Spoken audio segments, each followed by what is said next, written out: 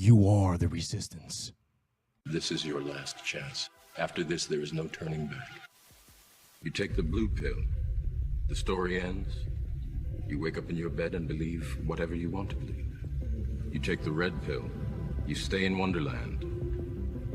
And I show you how deep the rabbit hole goes. This is a struggle for the survival.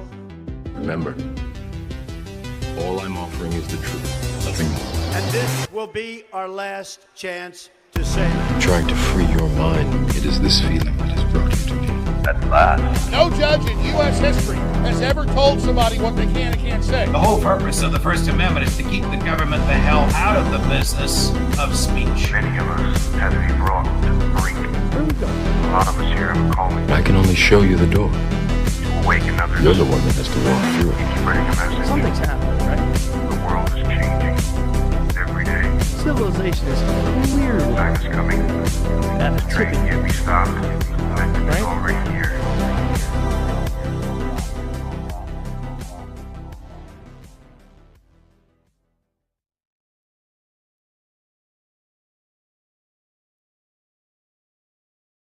If you are receiving this transmission, you are the resistance. This is your last chance. After this, there is no turning back. You take the blue pill. The story ends. You wake up in your bed and believe whatever you want to believe. You take the red pill. You stay in Wonderland. And I show you how deep the rabbit hole goes. This is a struggle for the survival. Remember, all I'm offering is the truth, nothing more. And this will be our last chance to say it. Trying to free your mind, it is this feeling that has brought you to me. At last. No judge in U.S. history has ever told somebody what they can and can't say. The whole purpose of the First Amendment is to keep the government the hell out of the business of speech. Many of us had to be brought to the brink. A lot of us here have a calling I can only show you the door. to awaken others. You're the one that has to walk through it. Spreading a message. Something's happening, right? The world is changing every day. Civilization is clearly Time is coming. at a Train tipping can't be stopped. Momentum is Right? already here.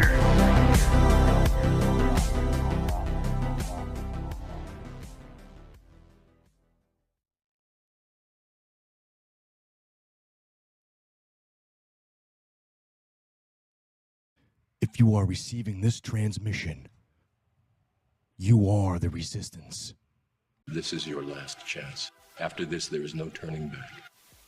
You take the blue pill. The story ends. You wake up in your bed and believe whatever you want to believe.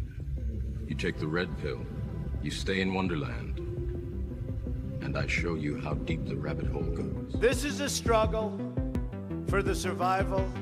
Remember, all I'm offering is the truth, nothing more. And this will be our last chance to say it. Trying to free your mind, it is this feeling that has brought you to me. At last. No judge in U.S. history has ever told somebody what they can and can't say. The whole purpose of the First Amendment is to keep the government the hell out of the business of speech. Many of us had to be brought to the brink. A lot of us here have a calling I can only show you the door. to awaken others. You're the one that has to walk through it. Spreading a message. Something's happening, right? The world is changing every day. Civilization is clearly Time is coming. at a Train tipping can't be stopped. Momentum is Right? already here.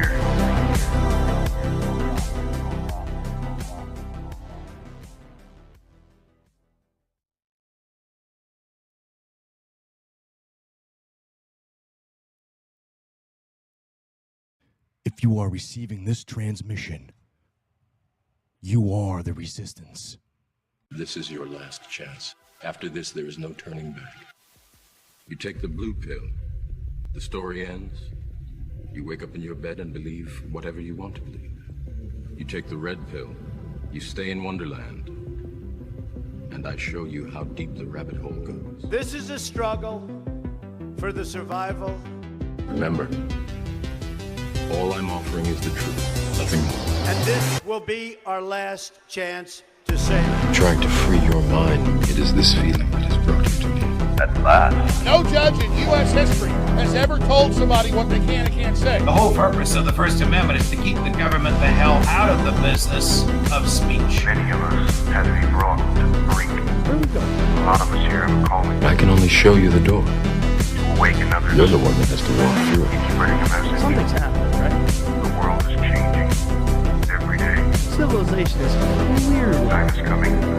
At a Train tipping can't be stopped. It's Right? already here.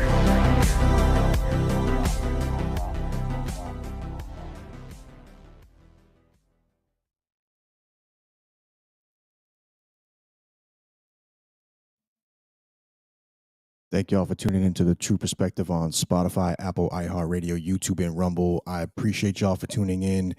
Just bear with me a few more minutes. I am trying to get the live on Rumble to restart.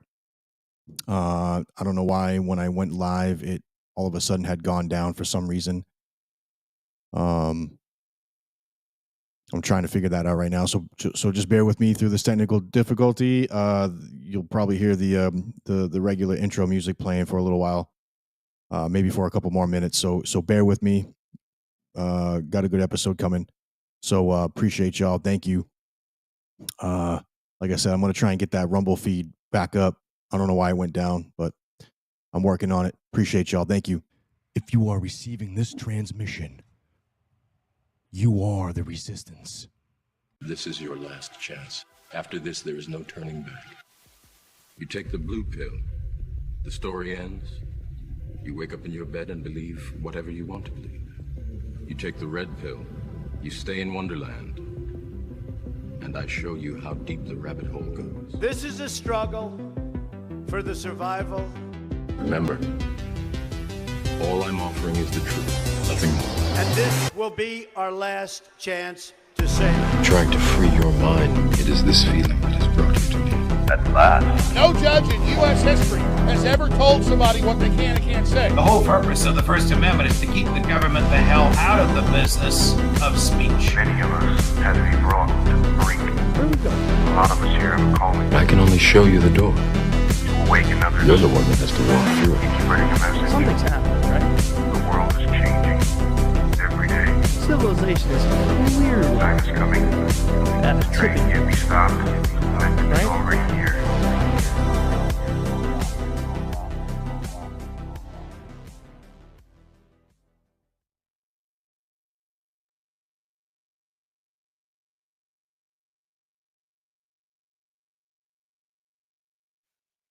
All right, y'all. I don't know why I'm unable to get the Rumble feed up.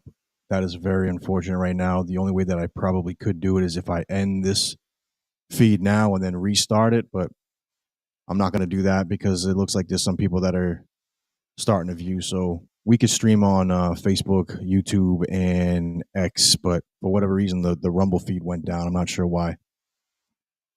It's all good. These things happen. Raquel, can you hear me? I can't hear you though. You might have yourself on mute. But I appreciate everybody for tuning into the True Perspective on Spotify, Apple, iHeartRadio, YouTube, and Rumble. This episode will go up later on Rumble. Obviously, it's going to be a pre-record when it does go up on Rumble, but I don't know. One of those things. Sometimes I'm not sure why it decided to cut out on me. But right now we are live on Facebook, YouTube, and X. So you can go to x.com/TRU_Warface. Can't hear you yet, Raquel, but I could see you. So tonight's episode, I'm gonna let you figure that out. You're not on camera right yet. I mean, I could see you, but no one should be able to see you right now.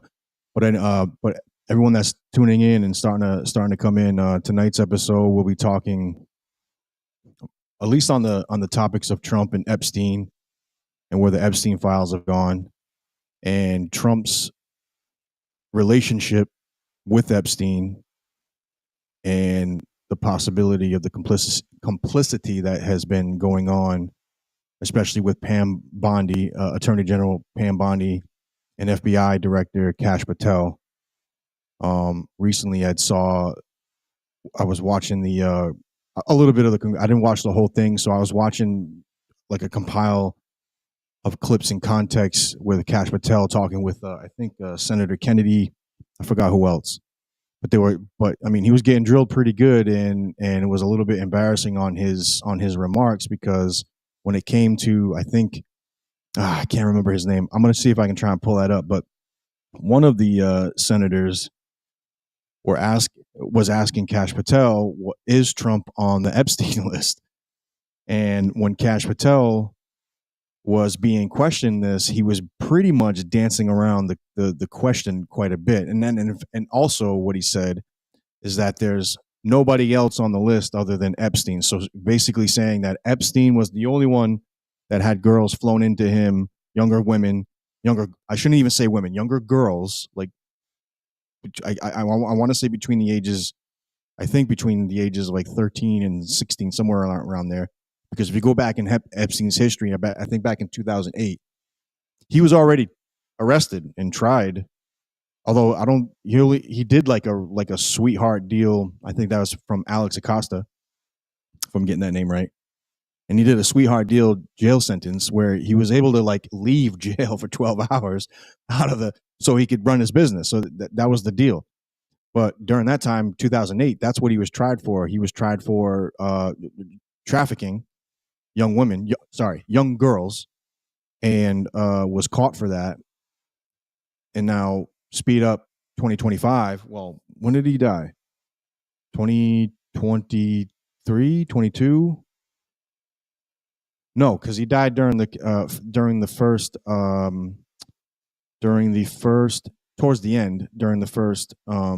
Trump administration, if I'm not mistaken. Yeah, 2020. So it was like 2019, 2020, somewhere around there, right around COVID. I hope I'm getting that right. What? I got Google in front of me. I don't know why I'm not using it.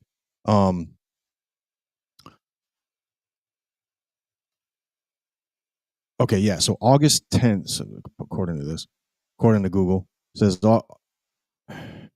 yeah, Jeffrey Epstein, August 10th, 2019, supposedly he unalived himself, which is another BS story, in my opinion, considering that there's two autopsy reports out there, and his brother came out. Raquel, I still can't hear you if you're trying. I don't know why. Let me see. Is it me? Let me see. Let's do this. Let me try this. So I'm going to send you the request to unmute. See if that works. No, are you using a computer or a phone? I can kind of read lips. Yeah, I don't hear you. Do you hear me? You hear me though, obviously, right? I don't hear you. All right. I'll keep so on your phone, actually, you know what? I wonder if I could send the link to myself. So I'm trying to go through a little bit of tech thing with my guest here. Give me a second, y'all. Appreciate y'all for tuning in to the True Perspective on Spotify, Apple, iHeartRadio, YouTube, and Rumble. Again, I apologize for everybody. I don't know why the Rumble link went down. Kind of upset about that, because Rumble is like, I had it all set up that way. Let's see, copy link. Okay, I'm trying to do it by phone too, and see if I can like walk you through it. We're all gonna do this together. I got Safari.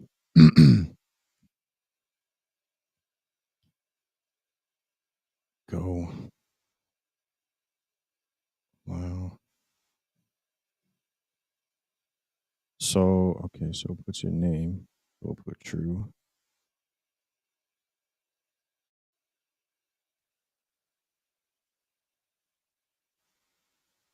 All right. Now it's gonna.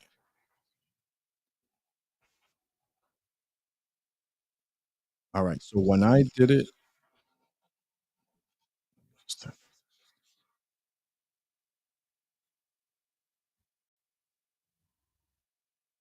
all right.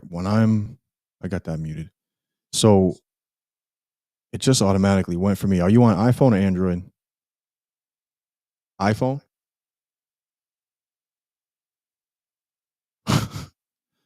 What does that mean? Android? Maybe? It's probably an Android. iPhone? Oh, you're on laptop. Sorry. So laptop, yeah. There should be an option where going to send it to you again.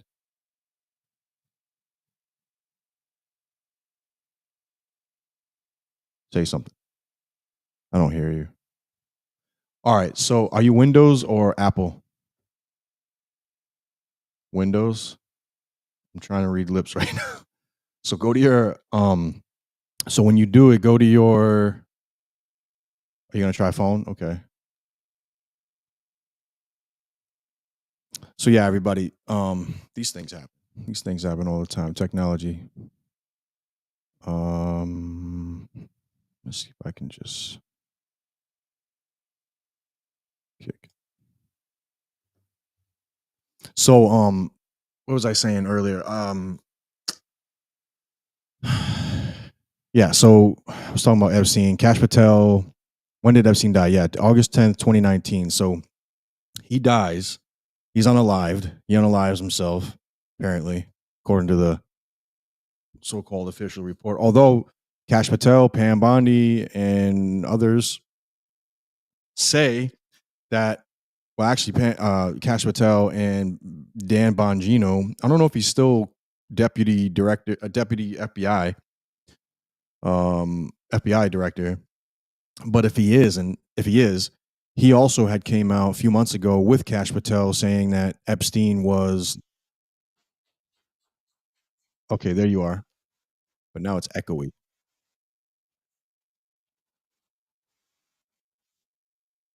How's that? That's good. I hear you. All right. So let me just land this plane about Kash Patel real quick. Kash Patel, he and Dan Bongino, they go live. They talk about Epstein, and apparently that according to them, that they said that Epstein actually unalived himself. That there was no other involvement. There was no other, despite the fact that there's a pretty shady looking jail video where there was a minute missing, and now the minute that was missing has been found, but still doesn't. So there's a lot of shady stuff going along with Epstein.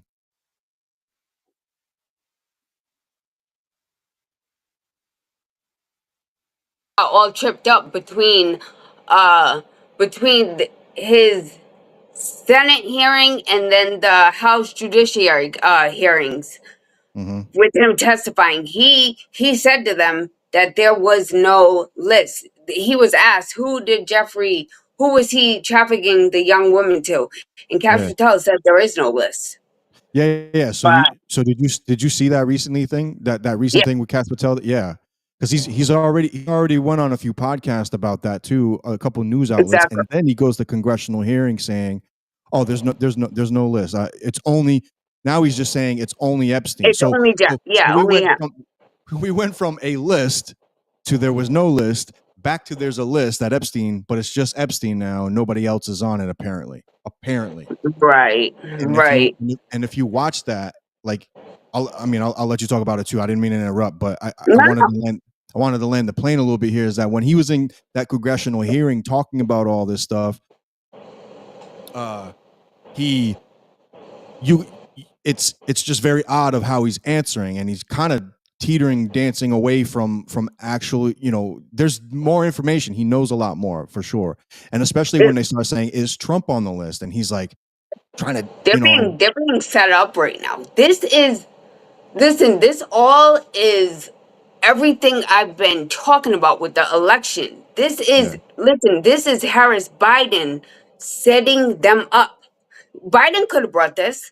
Yeah. There's a reason why Biden did not expose this. One, people wouldn't have believed it, and Trump would have went running saying, "Oh, it's a Democrat hoax," all this other shit. So there's that. But also, they needed to fully prosecute the case and make it known that people were guilty. Let them even admit it, more or less. Do you think that they also probably have some involvement as well, and that's why they themselves didn't pursue it? No, that is MAGA really just trying to throw that out there. And no, I don't. Bill Clinton, yes. There are. Oh, Clinton's definitely on that list. Yeah, 1000%. But not that bad. Like, he's the only one in the happy birthday card that only said happy birthday. The only one. You talking about Trump? No, Bill Clinton. Yeah, right. Trump. We saw his. He had the young girl, the picture of the young girl with the conversation. Are you You talking saw about that, right? Okay, no, I don't know if I saw it. No. Are you talking about the photo? Oh. Hold on. Are you talking about the photo that you had posted, and then I was like, "Yo, that's AI." Are you talking about that one? No. Okay. No. His the birthday there book was- I that don't know was if I saw from that. No, that was a mistake. That was one time, and it was only the only reason I posted that is because I know the shit that Trump has been up to, that he has covered up throughout his presidency. But I know that he's worse than Jeffrey Epstein. He's been worse than Jeffrey Epstein. But the birthday book, the Epstein estate released that. Mm-hmm. So, and there's a bunch of letters from people, but Bill Clinton is the only person in the whole book that simply said happy birthday. Trump, there is a sketch of what appears to be a little girl, because the breasts are like these little lines, and it's a woman's figure, and then it's a dialogue of a conversation with them talking about Yeah. the enigma and everything else, and like talking about their little secret, and yeah. Do we Trump's know a scumbag. with that said too? Because now, if they're saying like there's like he's not on the list, and or there isn't a list, and they've been going back and forth with it, which to me has been odd. Like I feel like if the Trump administration has nothing to do with it, or if anybody in that administration has nothing to do with it, and there's no constituencies or friendships or real tight relationships that have nothing to do with it, that they shouldn't have come out and said, oh, there's a list. Pam Bondi says there's 10 whatever, what was it, 10,000 gigs or something along those lines, and then coming out and then saying, oh, there's no list. Like, I felt, and then for Trump to dismiss it. Now there's two things that could be going on here, and I'm just going to be heaven's advocate for this. I'm going to be an angel advocate for it, because I've heard two possible fringe but possible scenarios. Is that one of them? He's on the list.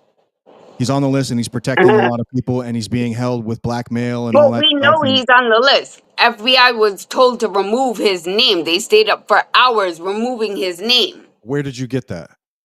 Huh? Where did you read that? That was a known thing. That was like literally news. Who said that? I mean, that was news. Did you not know that? No. Huh. Like CNN, Fox. I'm not. Listen, yeah, no. Give me a second. When I'm asking questions, I'm not trying to get a gotcha moment. No, I'm trying to, because this isn't my full-time job. You know what I'm saying? I got you. Epstein. Okay. I could help with that too. So you said that FBI had taken him off of the list. FBI took Trump name. No, the FBI was told to flag every time that Trump's name was mentioned in the Epstein files, so that they could remove it. Yeah, multiple credible news organizations have reported that the FBI redacted Donald Trump's name from the files related to Jeffrey Epstein, along with names of other prominent public figures. What article is that? Like I just Googled FBI scrubbed Epstein records for a Trump name. Huh. Yeah, that's what I'm saying. It's like it was a thing. It was no. I'm just trying to find like a. I mean, BBC. A reliable source. I mean, it's multiple news. FBI's Newsweek. Under Director Cash Patel, FBI is covering up Trump's. This is U.S. House Judiciary Committee. Well, it says .gov, but it says Democrats Judiciary House. No, but if you just know, there's like Newsweek, there's BBC, PBS, Bloomberg. Yeah, I New see York Bloomberg. Times, NBC. I see it. I see a Bloomberg file. You know what I'm saying? Like August 1st, 2025. So that recently came out. Let's check this out. Hold on. I'm gonna put it on screen real quick. I haven't read it. Yeah.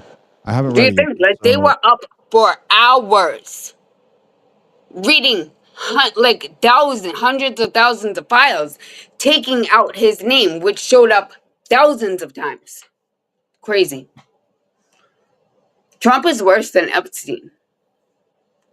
And now it's all coming out. I like, haven't quite. When you're interesting. I haven't quite thought of that part. listen, I've Let's see. I want to read some of this really Go for quick. it. I'm Go gonna read it Go live. ahead. This is the first time I've seen it. Go The ahead. first time diving into this. Let's see. You know I'm on top of this shit. No, I get it. The reason why I listen. Hold on. The reason why I what the heck's going on here? There we go. The reason why I question these things is because a lot of times there's a lot of misinformation, and I seek truth. I seek truth, and I believe that you seek truth. I wholeheartedly believe that, despite the fact that we've had some much back and forth on a lot of things. We probably don't agree on everything, which is fine. I'm fine with that. That's America. It's part of the dialogue. Right. But so yeah, but no, that one picture was like, yeah, that's because of this shit. I know this shit. That's what I'm saying. So I thought that picture was real. Foolish mistake, but go ahead. Yep. So this is Bloomberg.com. Not my favorite source, but let's see. The FBI redacted Trump's name in the Epstein files. This is the claim right here. So the Bureau's Freedom of Information Act team tasked with conducting a final review of the records blacked out the names before higher-ups said last month that releasing the documents, quote, would not be appropriate or warranted. Going down further, this is Donald Trump. And mind you, ladies and gentlemen, this is Donald Trump with Melania, that's Epstein, and that's Ghislaine Maxwell. So they did have a relationship. That's known evidence. They did have a friendship. So keep that in mind, everybody. What is this? Is this part of the article? Welcome back as we deliver it. Welcome back. Delivering the Jeffrey Epstein saga. I'll just read it. We know from news reports that Trump's name was in the Epstein files, but what hasn't been reported is that an FBI FOIA team redacted Trump's name and the names of other prominent public figures from the documents, according to three familiar with the matter who were not authorized to speak with the media. Who's that? That team tasked with conducting, I'm curious of who that was. That team tasked with conducting a final review of the voluminous cache had applied the redactions before the DOJ and the FBI concluded last month that, quote unquote, no further disclosure of the files would be appropriate or warranted. From the government's perspective, Trump was a private citizen when the Epstein investigation took place and therefore entitled to privacy protections. It goes on, the most transparent administration in history. Yeah. Let's see. Before explaining where the government's rationale for blacking out Trump's name, let's recap. Along with aliens and JFK's assassination. Interesting. Conspiracy theories surrounding the life and death of convicted sex offender Jeffrey Epstein have long consumed MAGA. Epstein avoided federal sex trafficking charges in 2008. See, we talked about that earlier, when he agreed to plead guilty to state charges in Florida for soliciting prostitution. I'm not trying to speed away. I just don't want to. Okay, so that's going into his old case, Epstein's death, swirl, obsession. I'm just trying to find where FBI is publicized event at the House. Okay, then February 27, during a highly publicized event at the White House, Attorney General Pam Bondi rolled out what the Justice Department referred to as the first phase, quote unquote, first phase of the release of the Epstein files. It was attended by former Pizzagate provocateur Jack Posobiec and other far-right influencers. That is interesting. They were given binders labeled the Epstein files and the most, transparent administration in history that contained over about 200 pages of documents that Bondi characterized as declassified. So where are those? Wait, but those were the files that were already released, like in the Biden administration. Right. And Epstein Files party was a bust. Turned out the document she called declassified, which included pages from Epstein's infamous Black Book. And a lot of people have seen that already. The Black Book revealed Trump's name, and the names of his wife, Melania, and other family members. Very interesting. So These look like they're redacted here. Trump's name Yeah, blacked you might out. want. Okay, You might want to. I don't know. The I'm gonna have NBC to. news article. The NBC news article is much better. It shows right here. We're The only thing. instructed to flag any records that mention Donald Trump in the series.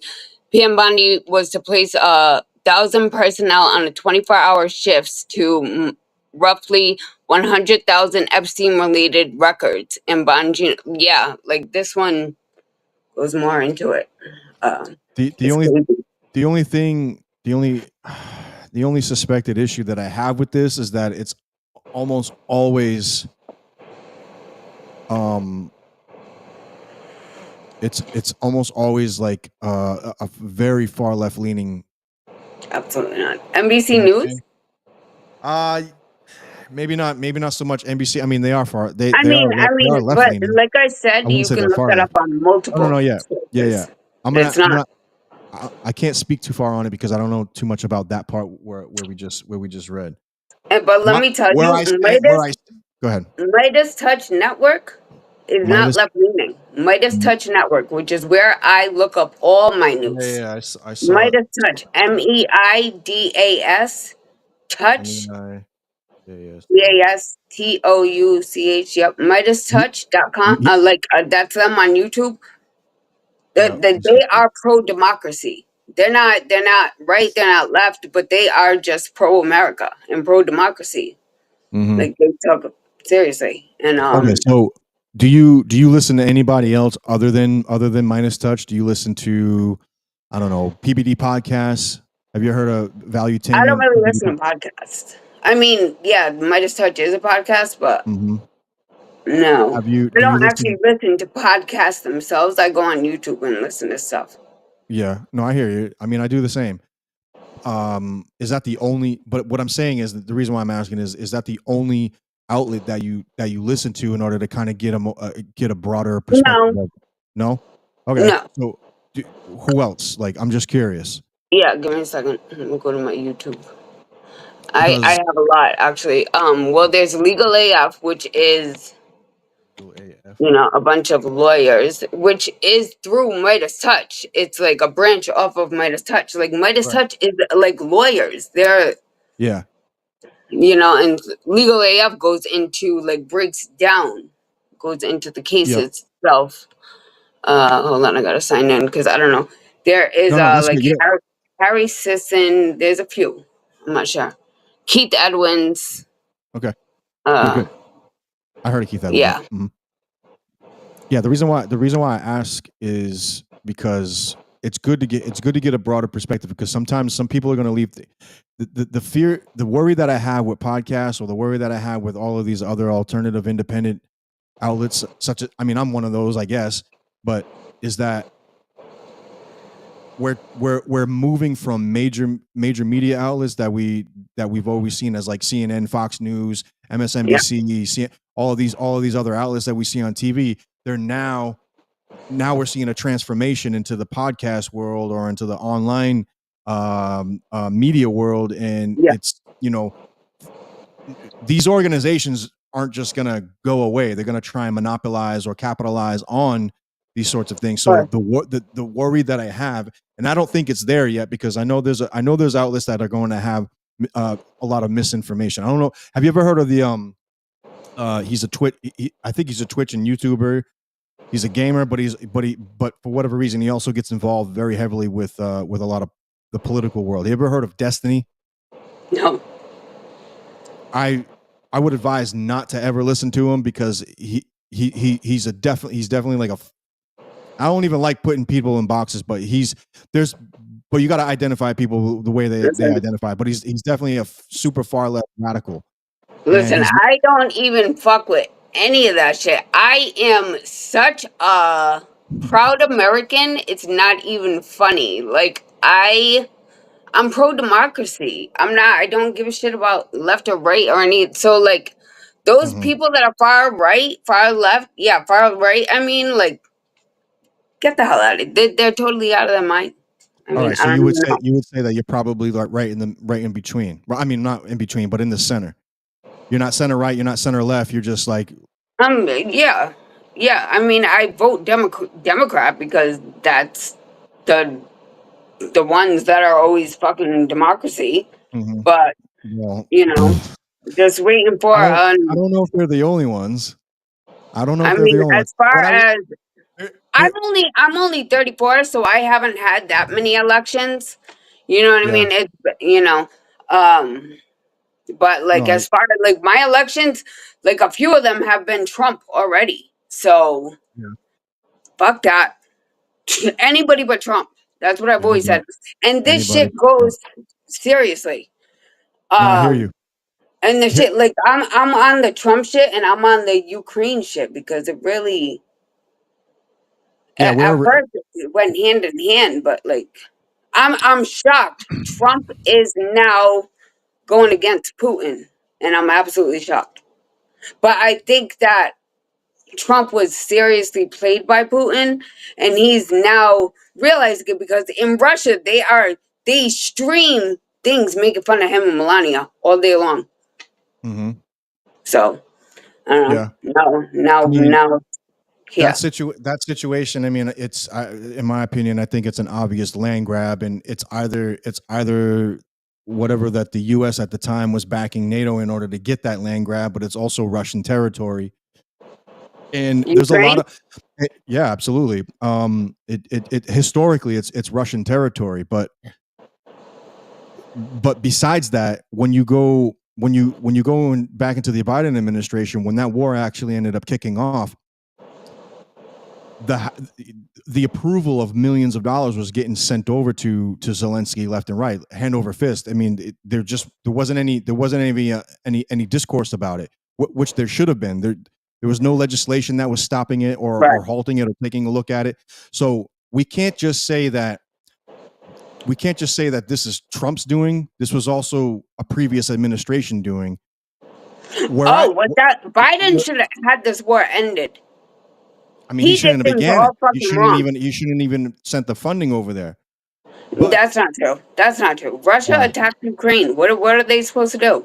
Listen, Russia, we now see what Russia's intentions are as they're now sending missiles into Poland.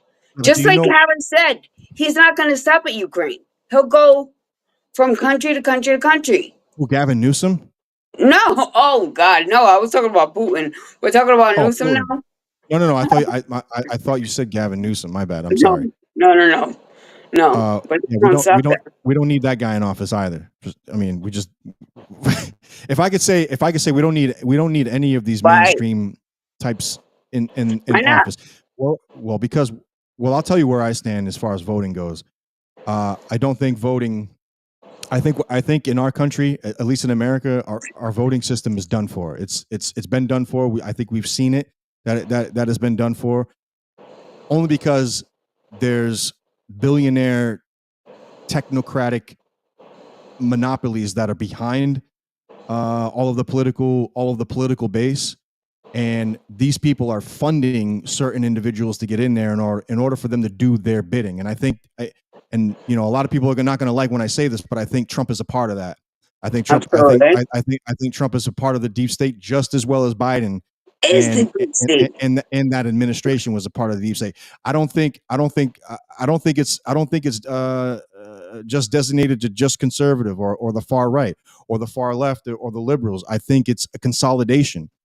When you get that far into the presidency, it's all controlled by mega organizations and mega. For instance, BlackRock. BlackRock owns almost 90-something% of the wealth of the planet. So, and they have incredible influence on political figures. I mean, it doesn't even just matter in the U.S. Also in Australia, the UK, Israel, especially. Netanyahu, is also he's been in power for like 20-something years. So is Putin. I'm saying that these wars, when they start, they're starting for a reason. This all comes down to a new world order. I don't know if you're familiar with that term, but Novus Ordo Seclorum, New World Order, is it's part of the elitist doctrine. You can find it in the Vatican, the Jesuit order. I'm going deep. I'm going deep You rabbit hole are, right and now. I don't So, know about this info, so I'm listening, and go ahead. yeah. So I mean, and don't take my word for it. These are things that you should look up. Everybody that's viewing, you should look this up. If you're from the 9/11 truther movement, when 9/11 happened and you got into all that deep rabbit hole stuff, yeah. This involves Islam. It involves Judaism. It involves Christianity. And I say that because at the top of like Christianity, the top of Judaism, and the top of Islam is being controlled. Okay, these three things are being controlled, but at the base of that, especially Christianity, is it's trying to be guided into this new world order, and that's what I believe that these countries are doing. I mean, where Trump's in his position, Netanyahu's in his position, Xi Jinping of the CCP in his position, and Putin, and then you have the Saudis. And I know I'm like kind of like we're going off. We just went from Epstein to Trump to all of this. That's how my mind works sometimes. So I'm trying to ring it in and land the plane a little bit here. Where I stand on the political aspect of voting, on a local level, I think it works, but on a federal level, I do not think it works. I think that we are being led by people who are working for very powerful, very dangerous, and very specific. There's a very specific agenda that they're working for, and I do think to some degree, or Trump plays a part in that, as well as Biden played a part in that. He is the deep state. We need to say that. Stop pussyfooting around it. He is literally the deep state. He is. I'm not disagreeing with you. I'm not disagreeing with you. Listen, he's flipping out right now because there is a book. Like there's a book that came out, and it came out a few years ago called Lucky Loser. Oh yeah, I saw that. My God, he is nothing but a con man, and he just wants to be rich, and he doesn't give a fuck about anybody else. I mean, he's awful. Someone wrote that about him though, right? Like someone that doesn't have that book there. Lucky Loser. I mean, but it's like someone wrote that, like that was like close in to his him? circle though. Yes. Okay. Yeah, I mean, there's a lot of stories about Trump that are very questionable. I mean, there's a case of, I can't remember her damn name. I'm gonna look it up because I don't want to fumble that. But there was a so-called a case with Trump. Hold on a second. I'm trying to look that up right now because I don't want to get her name messed up. Right before when he was running in his first time, it came out. It was coming out that he was being charged with raping a 13-year-old. They buried that. Yes, that's what I was. That's what I was looking for. True. It's true. That's what I'm saying. I've known he was a scumbag. I've known. That's true. Okay, so here it is. I'm going to read it right now. I'm going to bring it up on screen. I think this is one. This is Politico. Yeah. Politicos. Listen, they don't write fake stuff though. I think based on this particular case, because it is widely known, not a lot of people talk about it because they don't like to. It makes them uncomfortable. So I'm gonna bring it up on screen. Buried. Trump has buried everything. I told you that when we first started talking.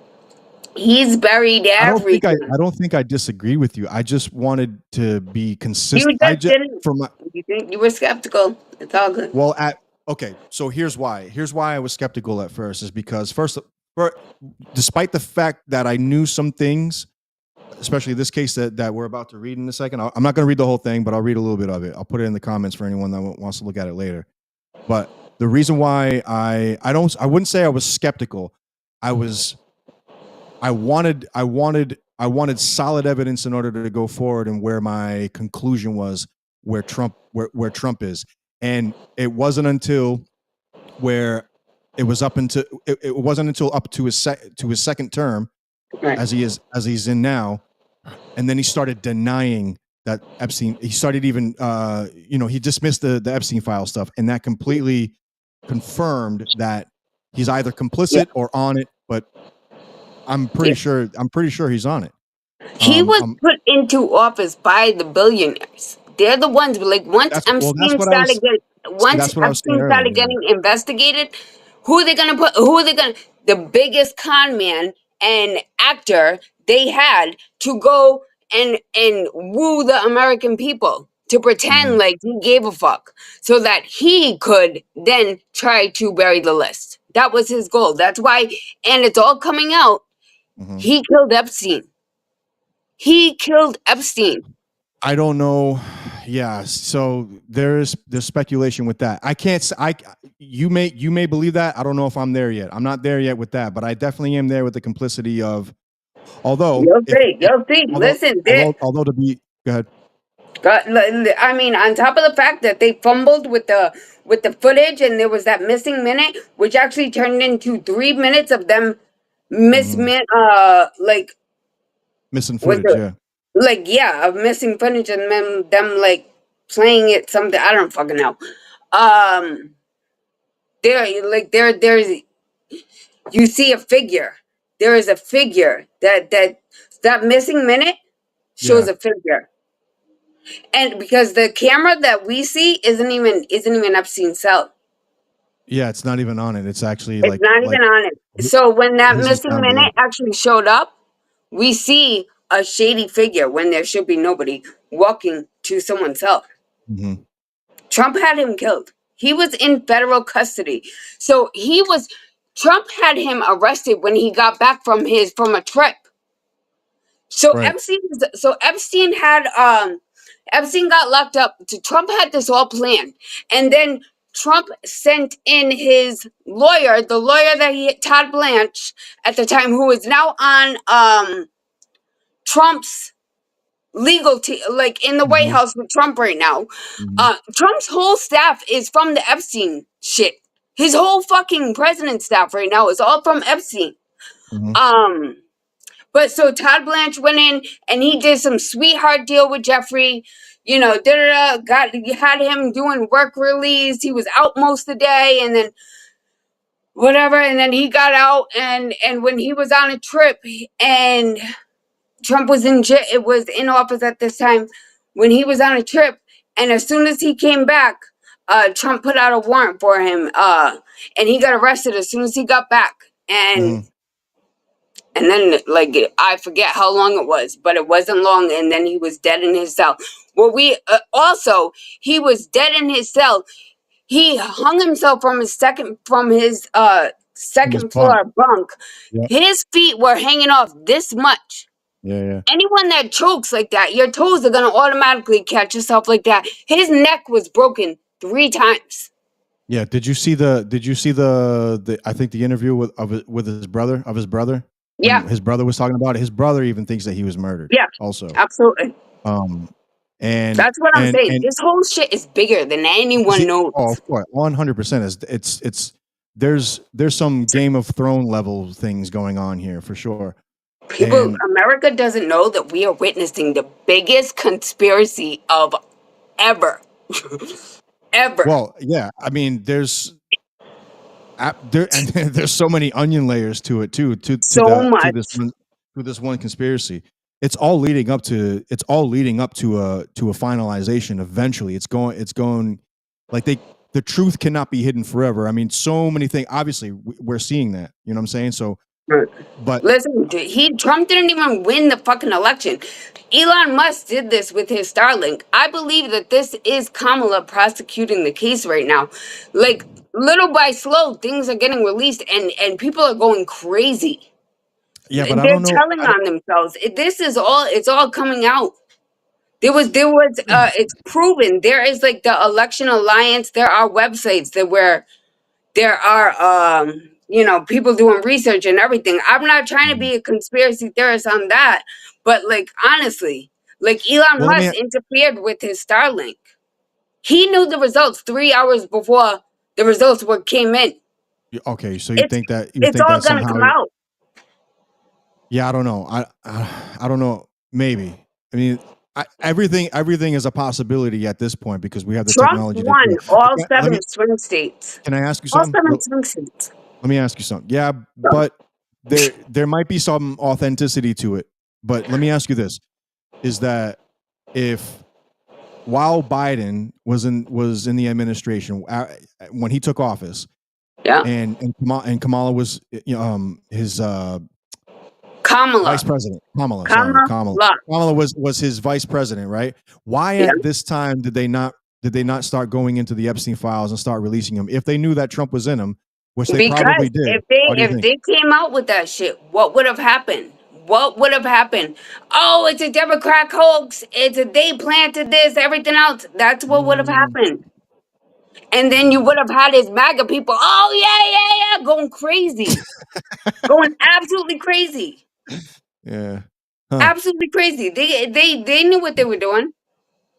They couldn't do it like that. Trump No, had no, to no. tell on himself. And Oh no, everybody knows Trump tells on himself. You know what I'm saying?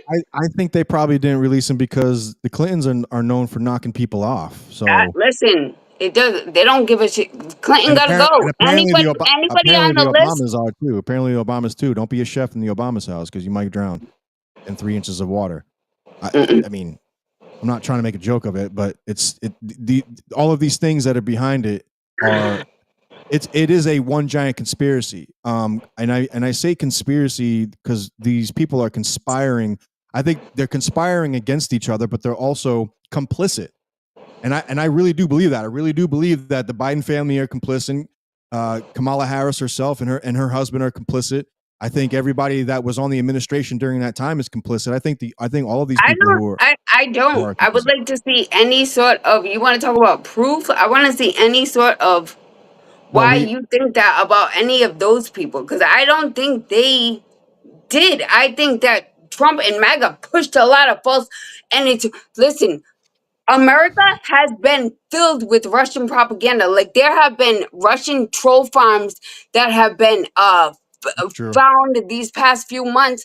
There has been nothing but Russian propaganda shoved in our faces for the past like 20 years, little by slow, and it's been a buildup to give us nothing but false information at this point. I wouldn't say that's true.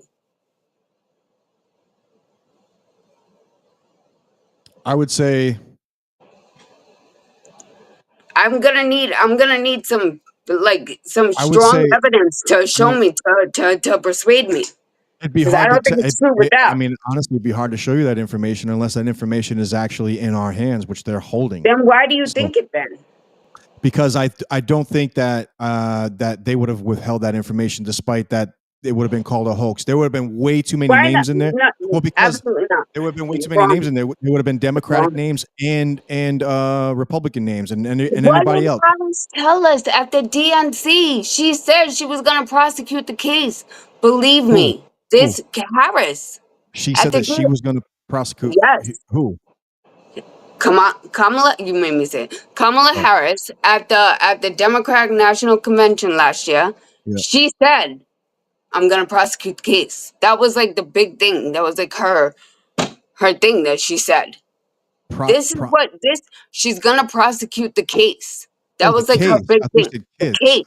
see that Yeah, kids. no. She was standing at the like as a judge behind the desk, all that. This is what she was talking about. Her and Biden had a plan. Listen, people weren't gonna believe it. It had to come out like this. It's coming out lovely right now. I don't think People so. yeah, right. I don't think so. I don't think it. I don't think that was part of the plan at all. I think they withheld it because even if they mentioned it even a little bit, they would have started. They would have started to. It would already been implicating like the Clintons, the Obamas, because they're implicated on that also. The Obamas and movie actors. The movie industry I is know also that. I know implicated. The the music Clintons are. industry. There's a lot of people. It's not just political. There's a lot of corporations. I There's a know. lot of scientists, Neil deGrasse. Yeah. There's a lot of or Stephen Hawking. Imagine that. So and those are good for Bill Gates. I know. You know what I'm saying? So there's a lot on the table with all of this stuff. So yes, do I think that that the Republican side is definitely on it for sure. I mean, but there's different lists. There's lists to the parties, which is what Obama and shit are on. There's lists to who I'm sex trafficking to, yeah. which is where Obama is not, and that's where all those other people are. There's different lists. Oh, for sure. I mean, So one is not the same as the other. yeah, but we need all of them, though. Of You know what I'm course we saying? do, We but need all of them. I'm just saying. I'm just saying. We can't just say like, "Hey, let's just have I'm the not Trump saying. list. Let's just I'm have not Trump's saying name that. and get All Trump I'm out of here." We can't do that. all I'm saying is You like, kind of did say that.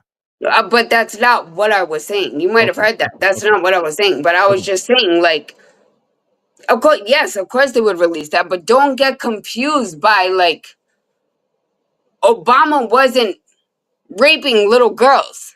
We don't know that. No. If he's on the list, which he's been implicated for, then how can you say that? Okay, maybe not little girls, but probably little boys. I'm pretty sure. I've just done my research and everything. Allegedly, ladies and gentlemen. I'm just saying. So we'll see when the list comes out, and but Obama was just. I'm telling you right now, it's not coming out. I'm telling you right now, it's not coming out. You heard it here first. Okay. If it does, it's probably going to be 20 years from now. And by that point, I think, hopefully, by that point, listen, we're all in for a big surprise right now. This whole Charlie Kirk thing is like shook shit up. Like, let's talk things about are gonna happen. Can we talk a little bit about that? Because I know that you and I have gone back and forth, especially with one of your, I mean, Alexander Cortez, whatever the hell her name is, she just came out today on the House floor. Like, they're trying to introduce a bill for Charlie. I don't fucking know. So I think what she was doing was trying to honor in his name or something along those lines. I didn't see the video. No, she was saying absolutely not. She was saying he's a racist. Oh, and for no reason should America, for everything we fought for, everything like for Martin Luther King and everything, he stood for what America fought for. Like, and it's not right. He's a racist. He's a known racist. What part of that? Okay, why do you say that? He says it. No, why do you say that? Because I know Charlie's a piece of shit. I don't listen to him. I haven't listened to much, but I've seen him degrade. Hold on, Raquel. You can't say your name is Raquel, right? Yes. Okay. You can't say that he's a piece of shit and then say I don't listen to him that much. I only heard this amount. You can't say that. Yes, I mean, you can say that. You can say that it's free speech. But what I'm saying is. Huh? It is free speech, and he can speak any way he wants, and I cannot care for how he speaks, and that's what I did. He would say things like he doesn't think that the Civil War should have, whatever the fuck. He doesn't believe slavery should have ended. He doesn't think women should work. He never said that. He never said that. Find the clip. I'll pull it up, or send it to me, and I'll pull it up. He never said that slavery should have continued. He never said that.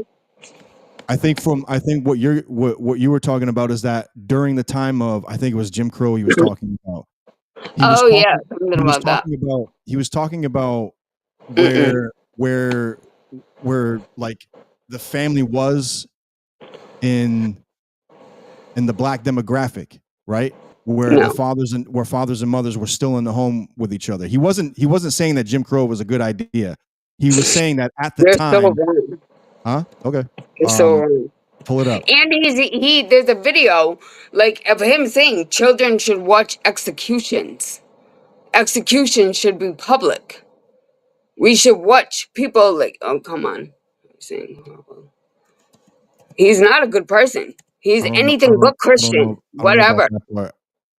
What'd you say? I said he's anything but Christian. Whatever. I disagree with that. Okay.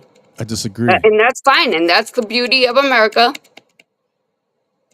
Yeah, but based on that logic, if I disagree with that, then wouldn't that put me in the same category as what you think of what Charlie Kirk is? Do you know? How do you figure? Huh? Hold on, let me pull this up real quick. I'm gonna get rid of that one. Right here. Let's see the Guardian. Let's go to the Guardian. I want to read. Can I read something? Sure, the far-right commentator didn't pull punches. It's reading time. It's story time. I'm going to read to you real quick, okay? I'm going to sound all my words out really nicely. Hold on a second.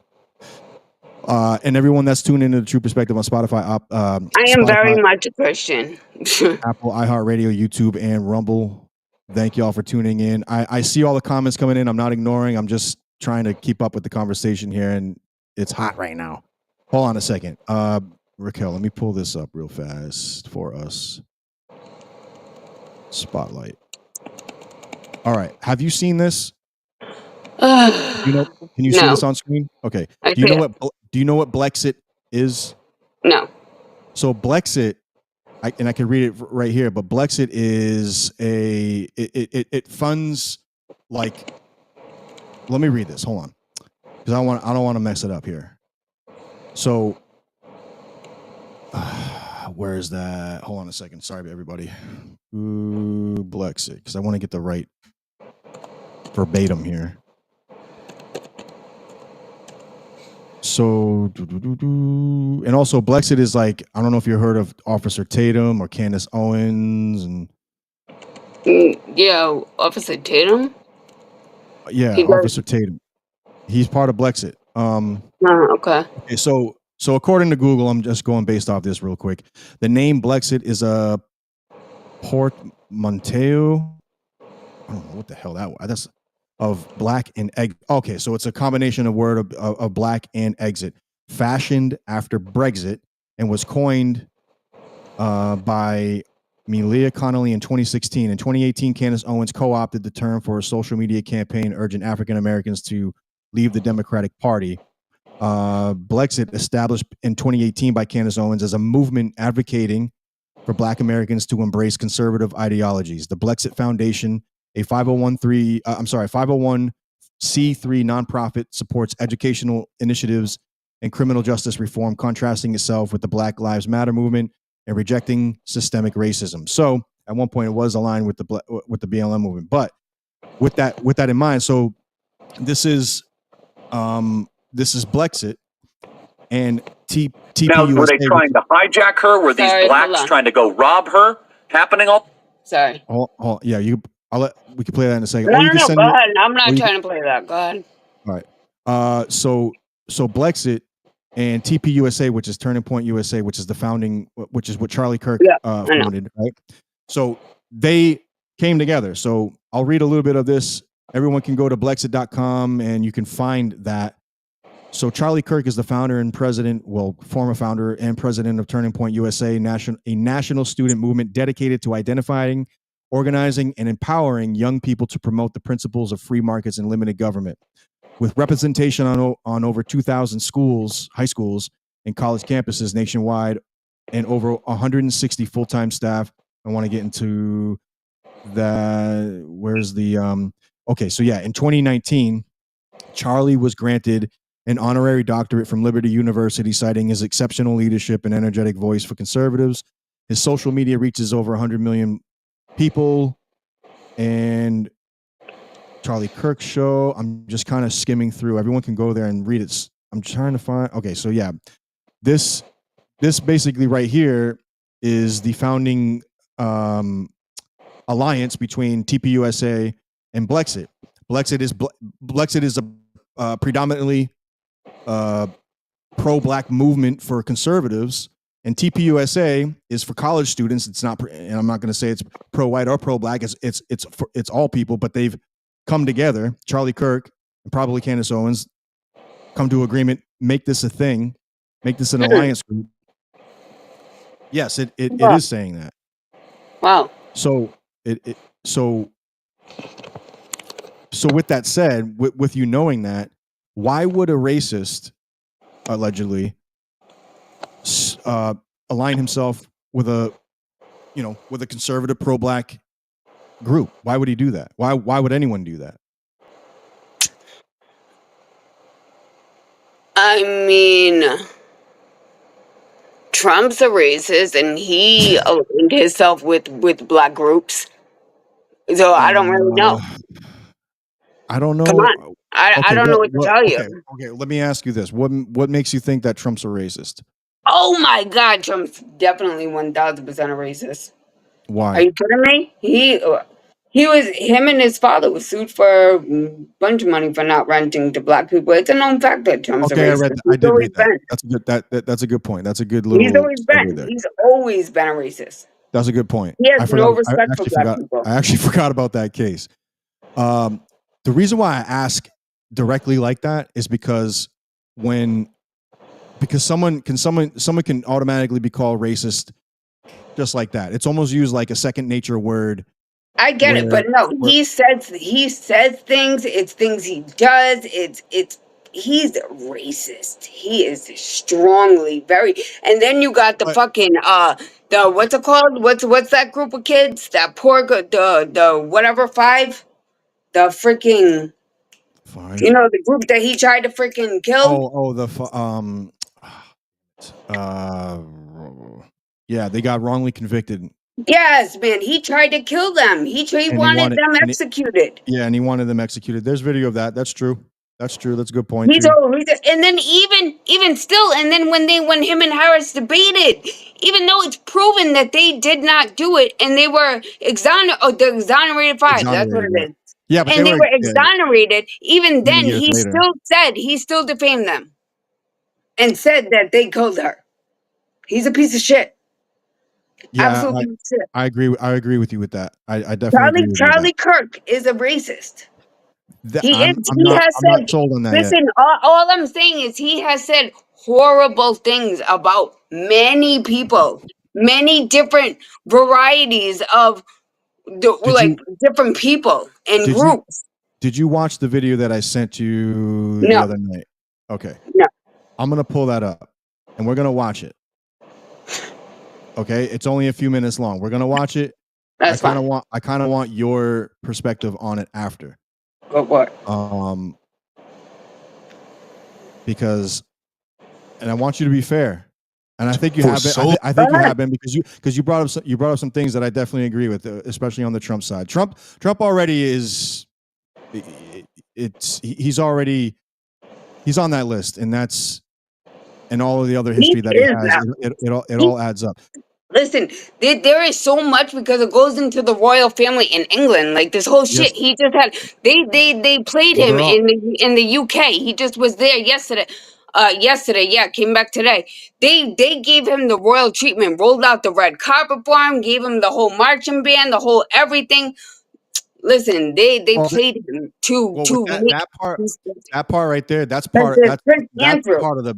That's part of the much bigger conspiracy where this whole new world order comes in. There's shit with Russia. Russia's involved. Like this shit's fucking huge. This shit's global.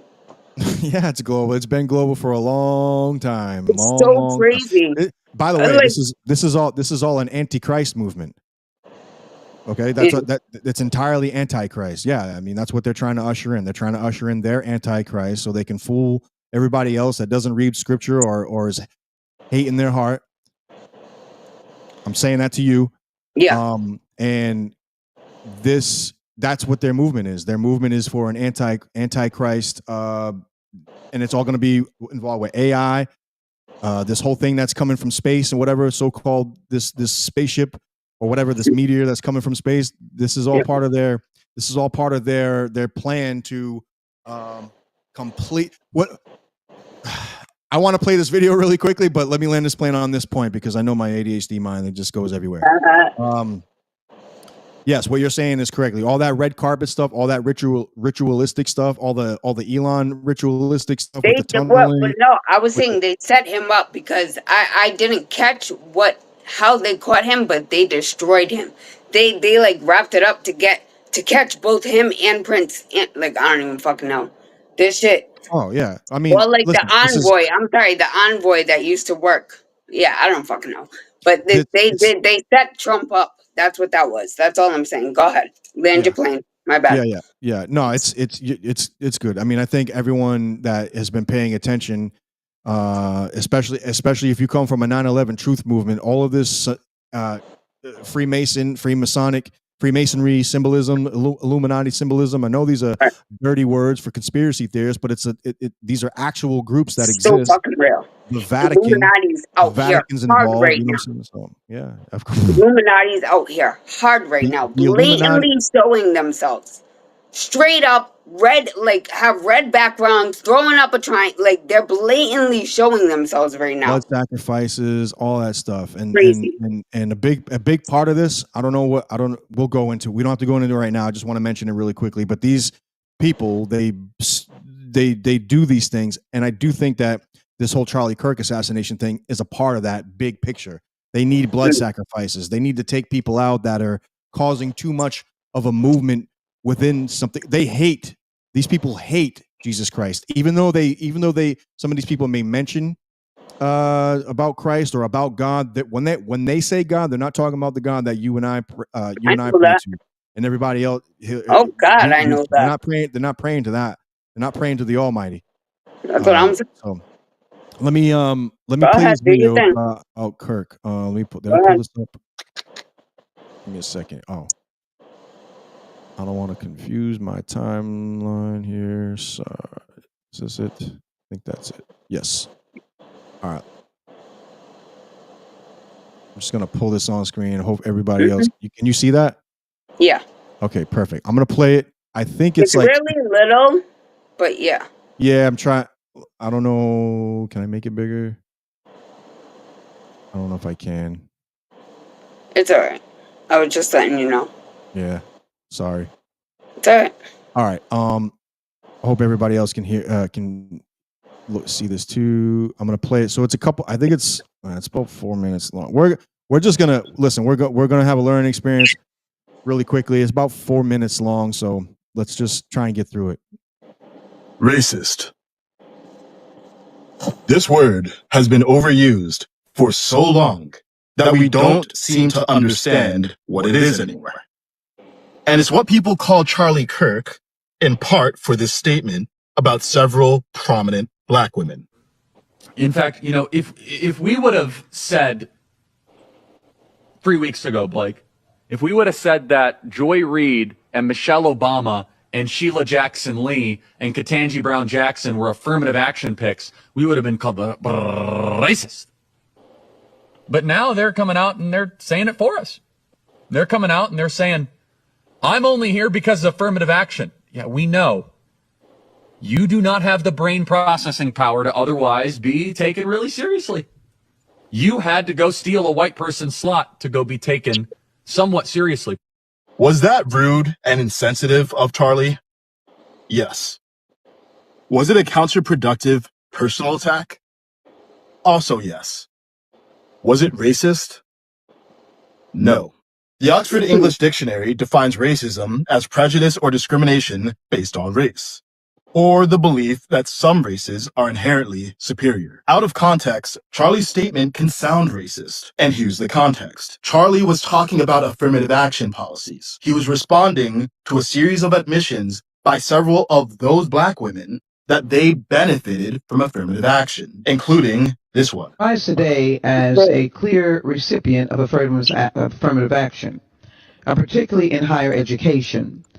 I may have been admitted on affirmative action, both in terms of being a woman and a woman of color, but I can declare that I did not graduate on affirmative action. Michelle Obama wrote of her college experiences, I sometimes wondered if people thought I got there because of affirmative action.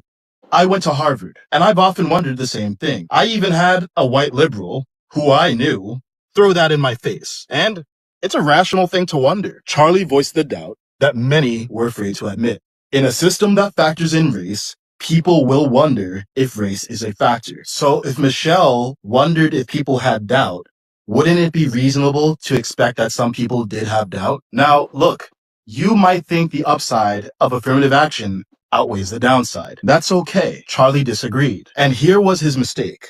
By attacking the intelligence of those women, he made his point in an emotionally unintelligent way.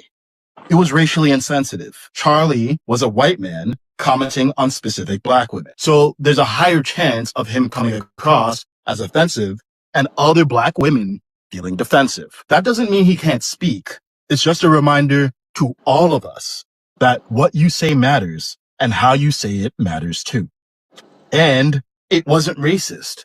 He didn't say they were unqualified because they were black. He said he thought they were unqualified and speculated they were elevated because they were black. And affirmative action policies create the conditions for that speculation. He attacked specific individuals who he thought benefited from a race-based policy. He did not imply that their race made them inferior. Which brings us to our bigger problem.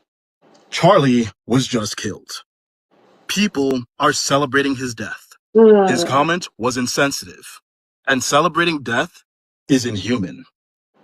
That would be true even if that statement was racist. But that's the problem with social media. An insensitive sentence gets called racist. And then racists get the death sentence. Then people rush to explain, I don't condemn violence, but this is why I'm not bothered. We should all be bothered. Oh, shit. We think we know the whole truth, but we don't. Algorithms give us news that confirms our views. So people don't see the Black Leadership Summits Charlie organized. They don't see how he had black allies who he listened to when he made mistakes. Social media is warping our reality and our humanity. A bad argument doesn't make a bad person, but we exaggerate the bad and explain away the good. No. And now, many are celebrating the death of a man they're certain they understood. Mm-mm.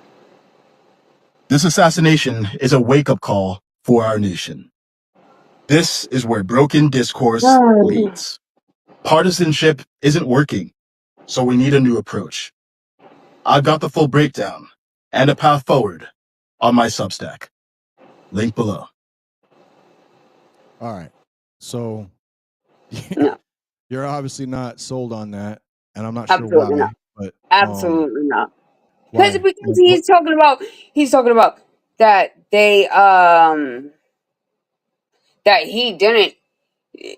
Oh, even though he mentioned all those girls, he's not racist because he didn't say that they got there because they're. He didn't mention that they're black. He didn't have to say that they're black.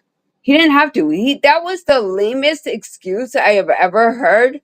Like, I'm not celebrating Charlie Kirk's death at all. I don't give a shit if he lives or dies. Like, I don't want anyone to die, and I definitely don't want anyone to die the way he did. But I'm not gonna lie about him. He was a racist.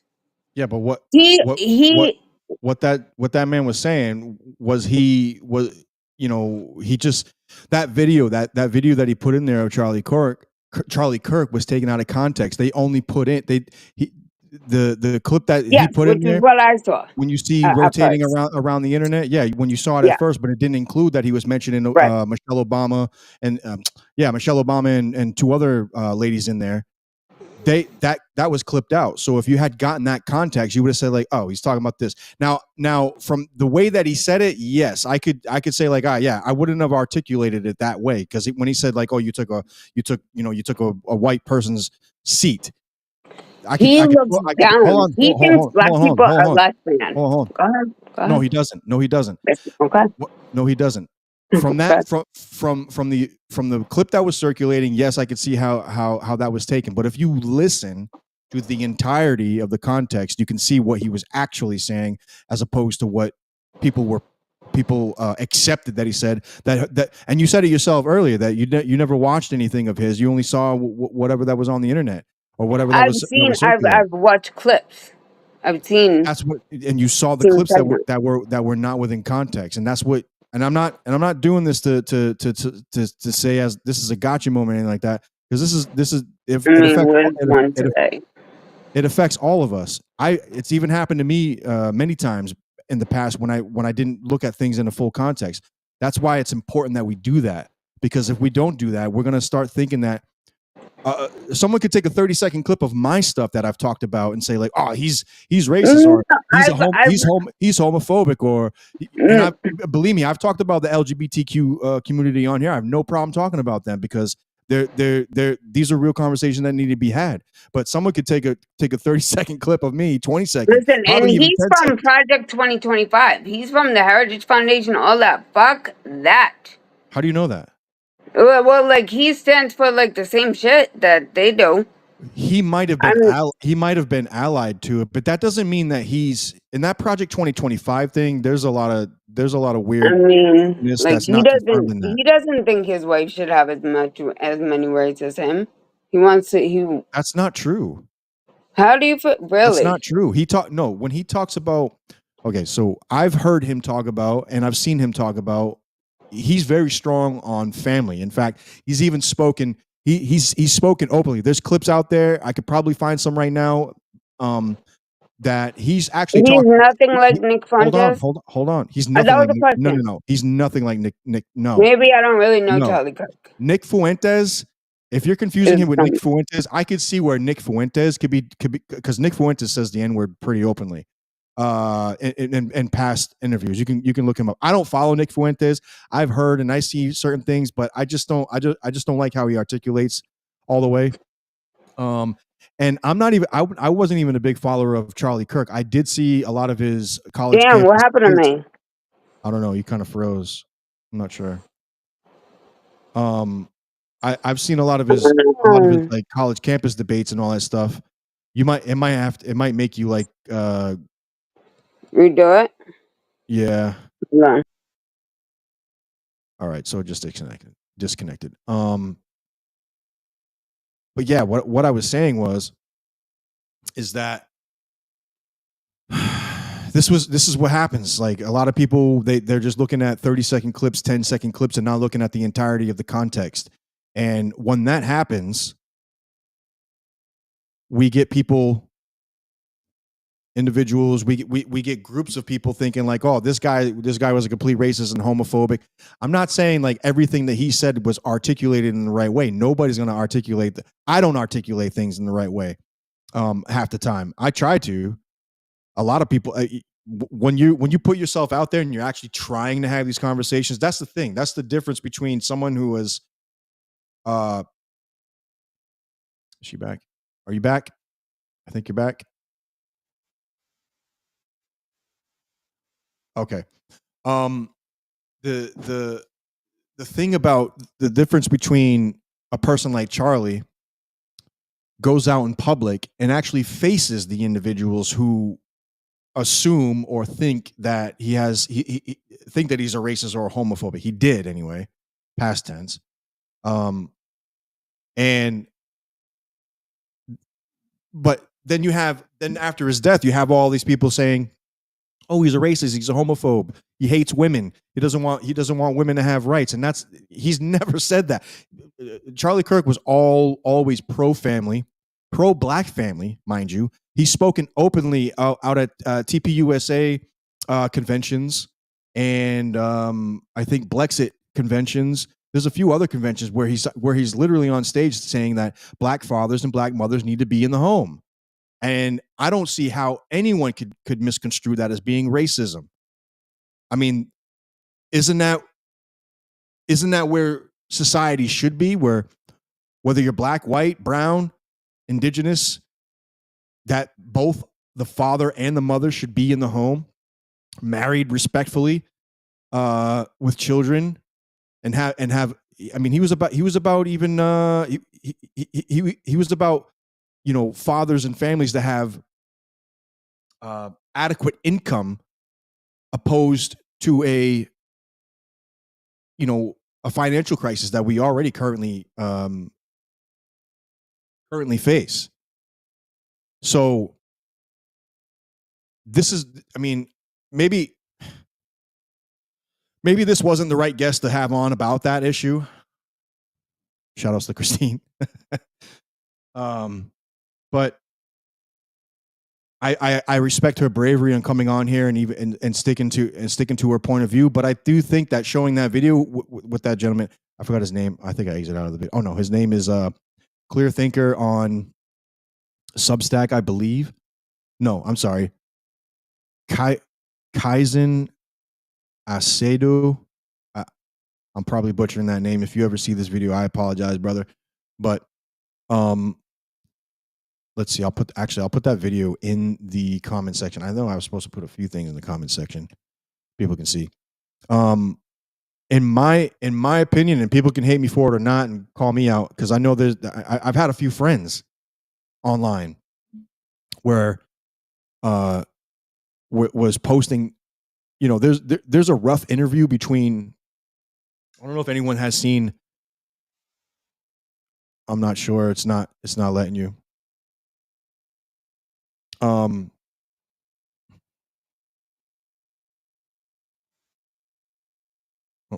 sorry. It's all right.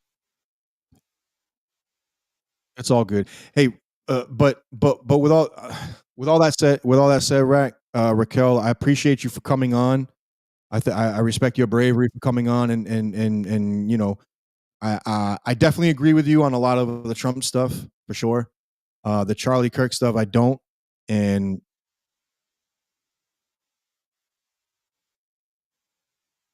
No, Charlie Kirk. okay, that's fair. I definitely don't. I respect that. That's respectable right there. I like, not many people would say that.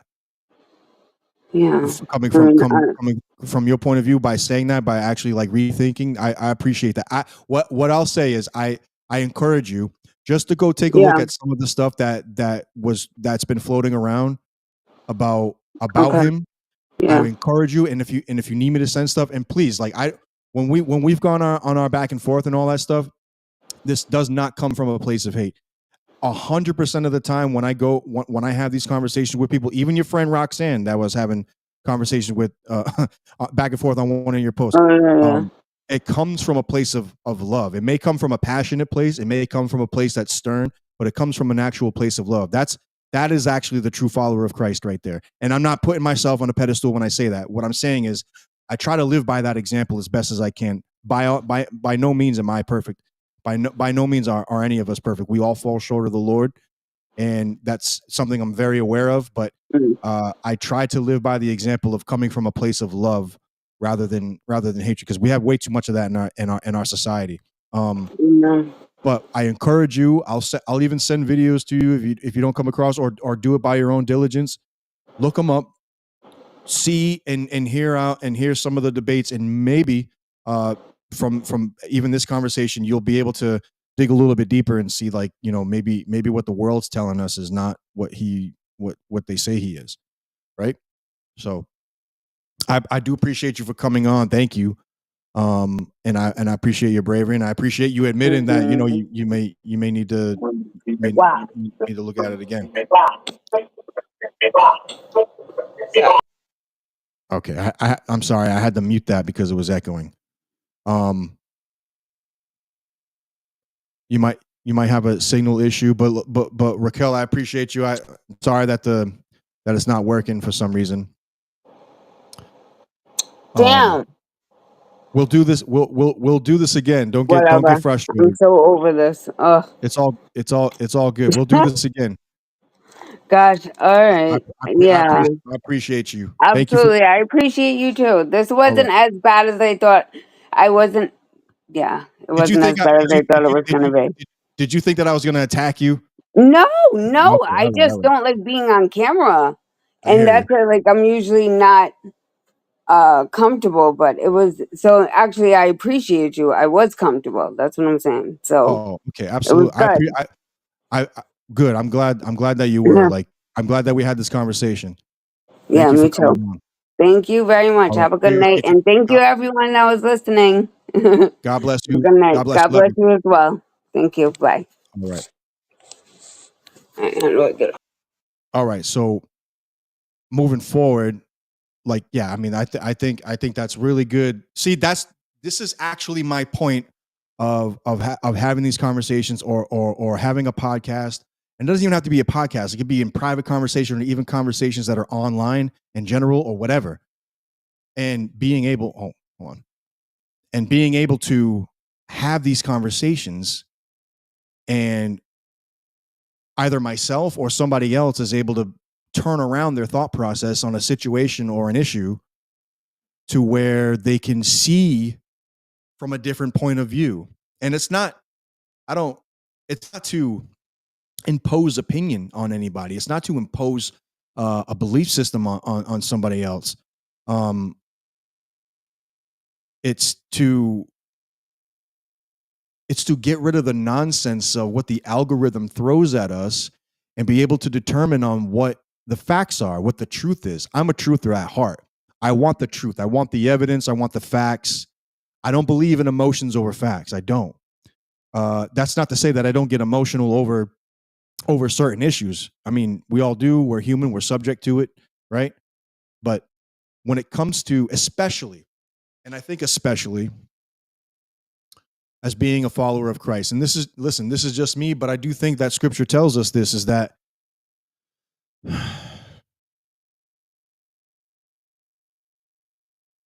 we have to do our best at coming from a place of love, coming from a place of respect, coming from a place of understanding, coming from a place of passion, a controlled passion, not a misguided passion, and to be wise, right? Doesn't it tell us to be wise as serpents and gentle as doves? It tells us this, right? It tells us in Scripture to do that. And, you know, as a follower of Christ, and I am far from, I don't even think, I question myself on being a follower of Christ, because I am nowhere near the perfection that I would want to be or desire to be, to be called that, because I fall short all the time. I fall short in anger. I fall short in depression. I fall short in other things like lust, or sometimes hatred for certain things, certain situations, whatever it is. And I believe that that's what we all do. But because I'm a follower of Christ, and because I hang on to the scriptural teachings, and I'm seeking and reaching for God, that when I approach these kind of conversations or these kind of situations within the world,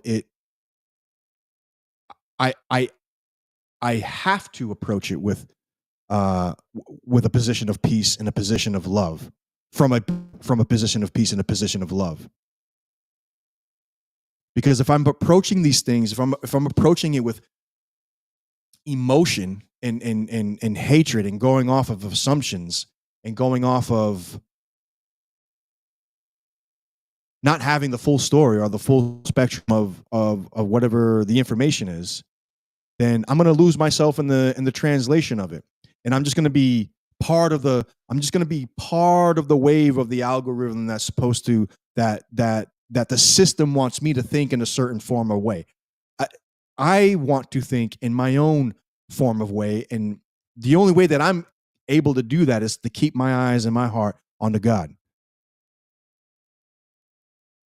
Because if I'm being led by the world, and I'm being led by the evil, and being led by the deception of the devil, then what's the point of even having these conversations? Because I'm just going to be a part of that crowd and a part of the fallenness. You know what I'm saying? And I'm not saying like, oh, because you're not a follower of Christ, that you're just a lesser human being. No, we're lesser human. We're not lesser human beings. We're lesser anyway, because we live in this world of a fallen state. So my whole thing about having these kind of conversations, especially seeing the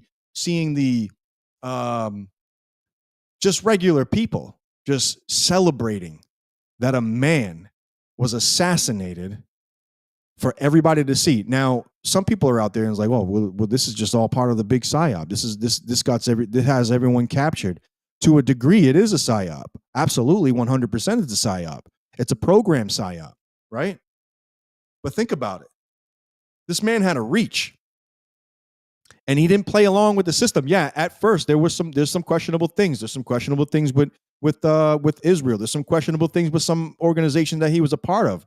But then he started to veer off, and this is the thing, and this is what I truly believe, is that once you become so honed in, so acclimated to following God and following the words of Christ, you have no choice but to turn away from the world. And the world that wants to keep you in this box, well, they couldn't keep them in that box, and they can't keep everybody else that's following this organization in that box, which is dangerous to the system. The system does not want any opposition. Christianity, in a nutshell, true followers of Christ, true heart passioned followers of Christ are dangerous to the system. No, don't ever forget that. They're dangerous to the system. They're dangerous to all the new age spirituality stuff. They're dangerous to Islam. They're dangerous to the ideology of Judaism.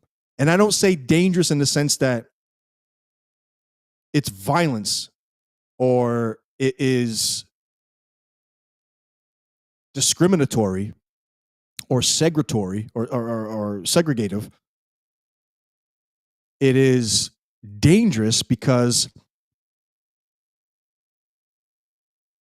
when you go out, when you see these people going out into the streets preaching the gospel, I'm not talking about the annoying ones, because let's face it, there are some really like in your face type annoying ones, and I don't think they articulate it the correct way, or they're just, but with that in mind, there are many out there that are just there on a street corner doing what they do.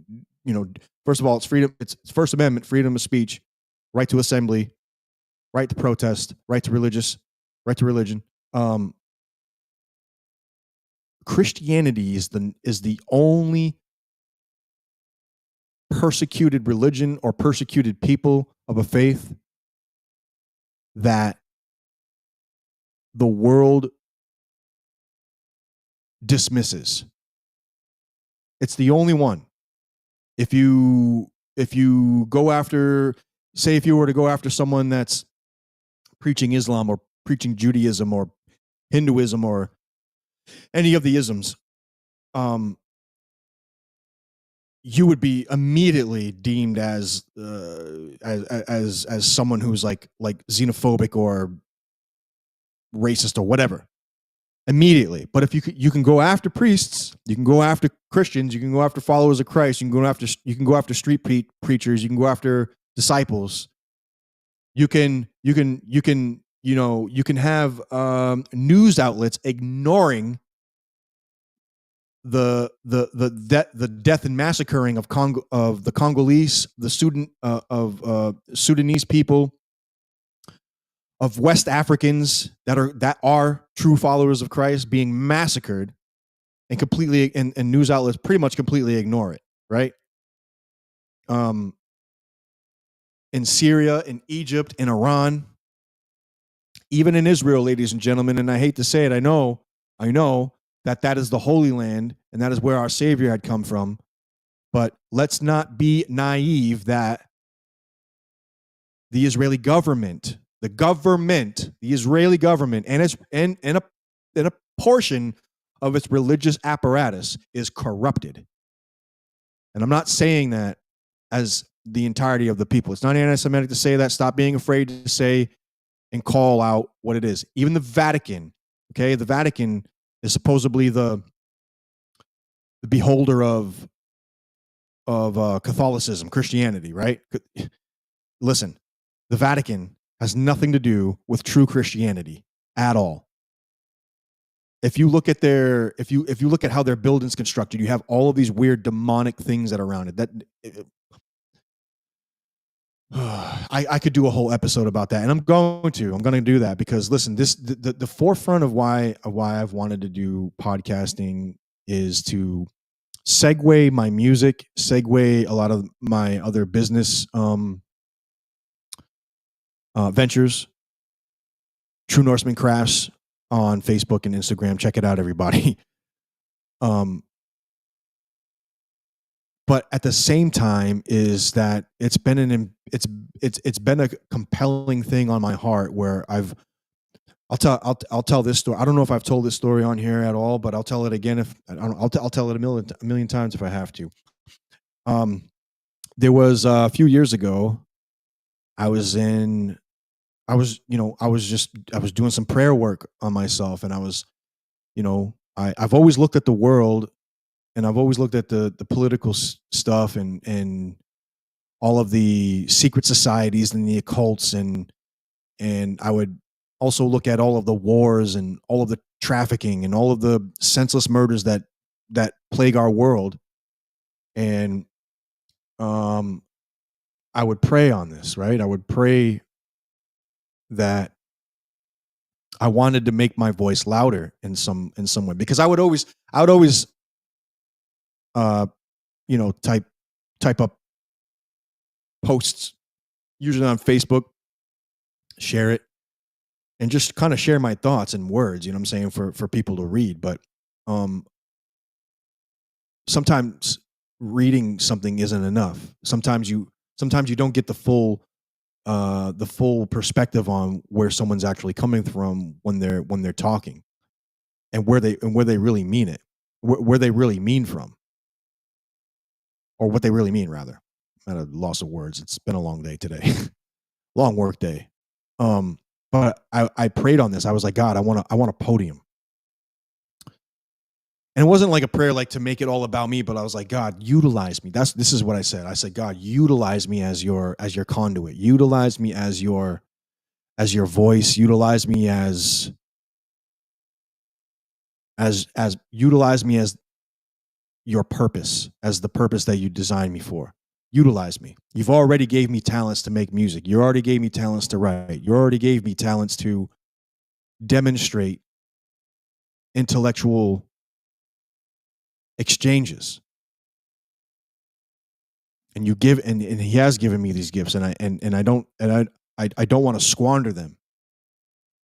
So in that prayer, I would always ask for like a podium. And when I'm picturing a podium, I was like, okay, I'm picturing a podium because I want to speak at the State House, and I still do want to do that.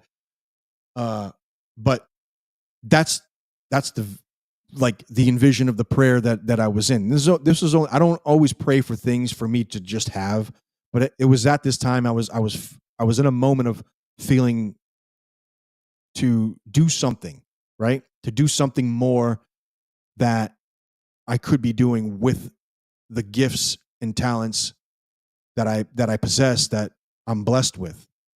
And I don't say that as a boasting thing. I'm just saying it as I recognize. I recognize how God talks to us, and I can only speak from my perspective on how he talks to me. But anyway, in that prayer, I'm asking to be utilized as a conduit.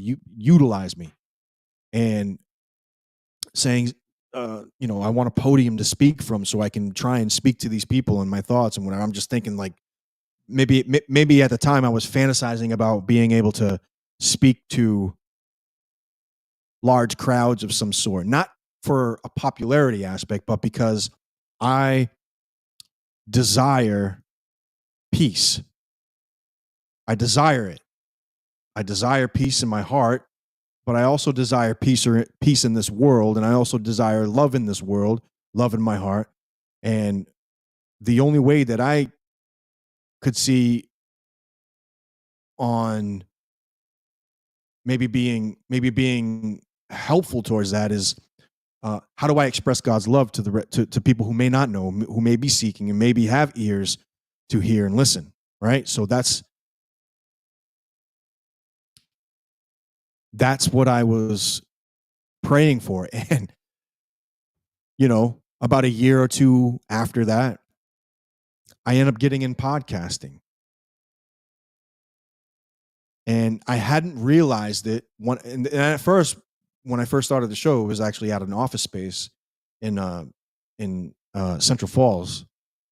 Shout out to Central Falls. Nice little spot. And at the time I was able to, pay for that space. I had that for about a year. I ended up getting into a house, like an actual house that I'm paying towards. God, praise God for that, because I never thought that was going to happen. And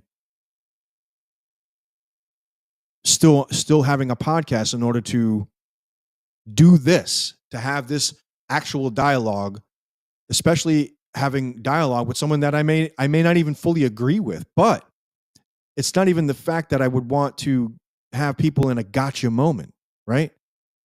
It's, hey, can we look at this evidence a little bit differently? Can we look at this truth or this clip, or maybe what you're reading or what you saw isn't quite it. So here's the rest of it. Let's look at all at context. I love context. Context matters. Some people will even argue with you that, like, oh, why you need to know the context for? The clip just says this, because that's it. This episode right here was a perfect example of that. And I'm not, and in no way am I down. Am I trying to be condescending towards the guest, Raquel? I do think that she's very passionate. I think she wants truth. I think that she wants legitimate truth. So I respect her for coming on here with her bravery to come on here. Some people won't. I've called, and not for nothing, I've called people out on posts to have them come on and have an actual conversation, because they think they're right and they're actually wrong. And I can help. I'm not saying that, and I'm not saying that from that I have all the answers or that I'm only right. But again, I've been reading, I've been watching things for well over a few decades now. And I'm not saying I'm perfect or I'm better at it. What I'm saying is I look at things in pure context. If I'm looking at a clip that doesn't look right and it sounds wrong, and it may make someone look like, okay, maybe, from that clip, he kind of looks homophobic.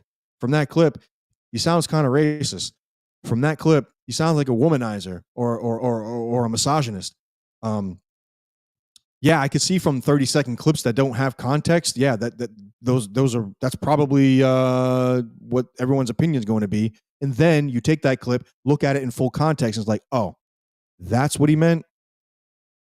And then you can kind of pick apart where, like, okay, maybe it wasn't articulated correctly. I wouldn't have articulated it that way. I probably wouldn't have said it that way. I probably wouldn't have mentioned it quite like that. But at the end of the day, it doesn't make someone labeled that way because the context doesn't say that. I don't know. And maybe that's my opinion, but I have a right to that. I don't have to agree. I don't have to agree with anything. just because of this skin suit, I don't have to agree. I don't have to agree with anything. Neither do you. And that's the point.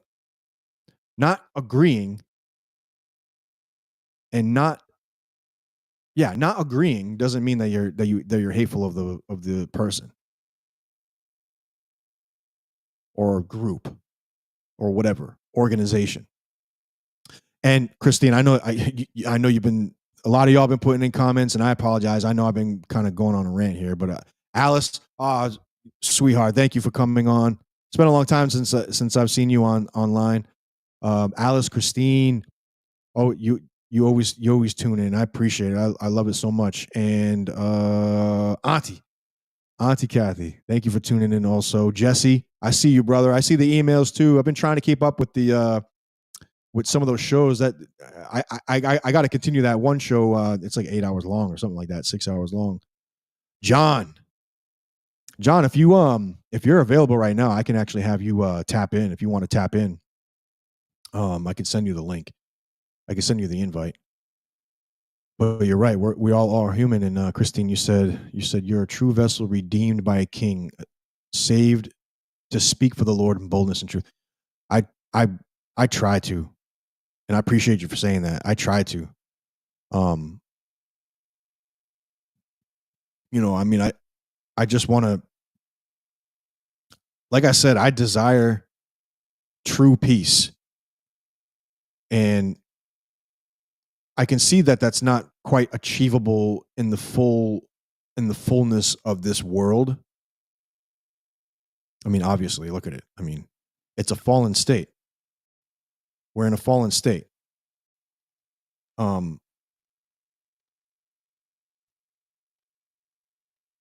The thing about that, John, can you DM me? Because I'm trying to find your name.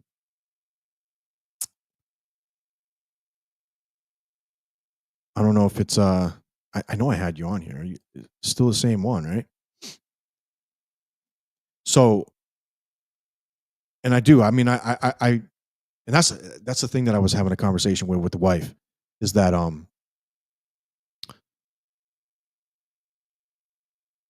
especially after like everything, like it's been something that's been brewing. I think I see you, buddy. Hey, brother. It's been brewing in for me. I want to have like that fire like John the Baptist. I want to have that fire like Paul did. Like Paul had. That's the fire that I want. That's the fire that I intend on expressing. That's the kind of fire. I want to be that on fire for being a follower of Christ. Because I'm imperfect, because I'm from within a fallen state, because of that. Yeah, that's the thing. Good point, Christine. I don't even do this because I am expecting a reward for it. I'm doing it because it's in here. It's some way, somehow it's written on here. Well, I know why. I mean, I know how God did that, but it's written on here. I'm compelled to. I'm not doing this because I'm expecting a reward. I'm not. I'm doing it because I want to be the example of the expression of the moral law that God wrote on my heart. That's probably the only reason. I don't know if that's a good enough reason. Maybe it is. John Meyer. Oh, I don't think so. Well, oh yeah, oh yeah. Hold on, let me put you on scene. Yes, sir. Yeah, I can hear you. Can you hear me? Awesome. So this is well, wait, are we saying real name, or are we going to call you Jedediah? Whatever. Or what was it last time? Well, Freedom Man. Well, Freedom Man is that's my old handle for back. Yeah. When I was doing podcasts way back. Yeah. Freedom Man is a long time friend. Me and him have been brothers for a long time. And actually, I would even go as far as that you mentored me on a lot of topics, and probably one of the smartest people that I know on a lot of these topics. I was going to type that in, something about when you were saying about, how far back you went. It says, you've had a lot of good mentors. I mean, you're young compared to some of the people that we, back in the day.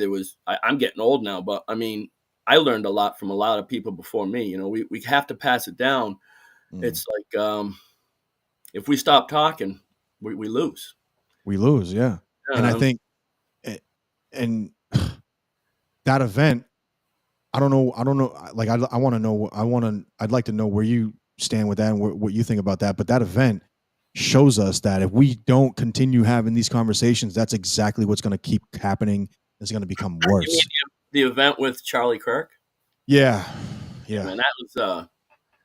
I mean, I don't even know. Let me take these glasses off. I think, yeah, okay. I got to use the glasses when I get up close because. No worries. Good to see you, brother. Yeah, man. I was out in my yard digging a hole, and when we were messaging earlier today, and just trying to burn off some of that extra energy. Right. The guy seemed like a really nice guy. Everybody who talked to him said he was a nice guy. Is my lighting bad here? Does it matter? I think your lighting's good. Maybe the front camera's a little fogged. Oh, you know what it is? Well, maybe. But it seemed a little better. It could be how the light's above your head. Right above my head. Let me shut that off. Now it's dark. But that's still good. No, that's actually, you can still see you. You should actually see yourself better, I think. Yeah, I got a light in the background over there. Yeah. And I got a light on in the other room just to give some light. But yeah, the overhead light was too bright. From what I understand, I mean, I hadn't seen too many of his videos. Like every now and then, I'd see something from Charlie Kirk pop up in my feed. You know what I mean? Yeah. For whatever reason, whatever topic he might have been on, I don't even know how I came across him, but I had only seen a few of his things, and it was interesting the way that he communicated with people, even when there was absolute total disagreement. Mm. But everybody walked away okay, and I don't know that anybody ever got hurt at any one of his events until that day. Mm-hmm. I mean, maybe I don't recall.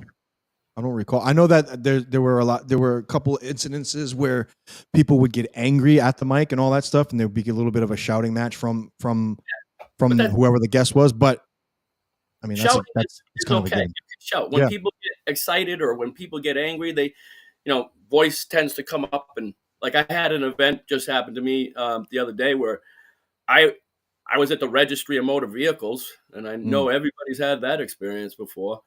And I was just ready to go over the counter at this, public servant, and I just had to walk out. I had to take myself out before somebody took me. I mean, the security guards would have thrown me out anyway. But like in a heated moment. But it's the thing is you don't have to come to physical violence, and to kill somebody like that. I mean,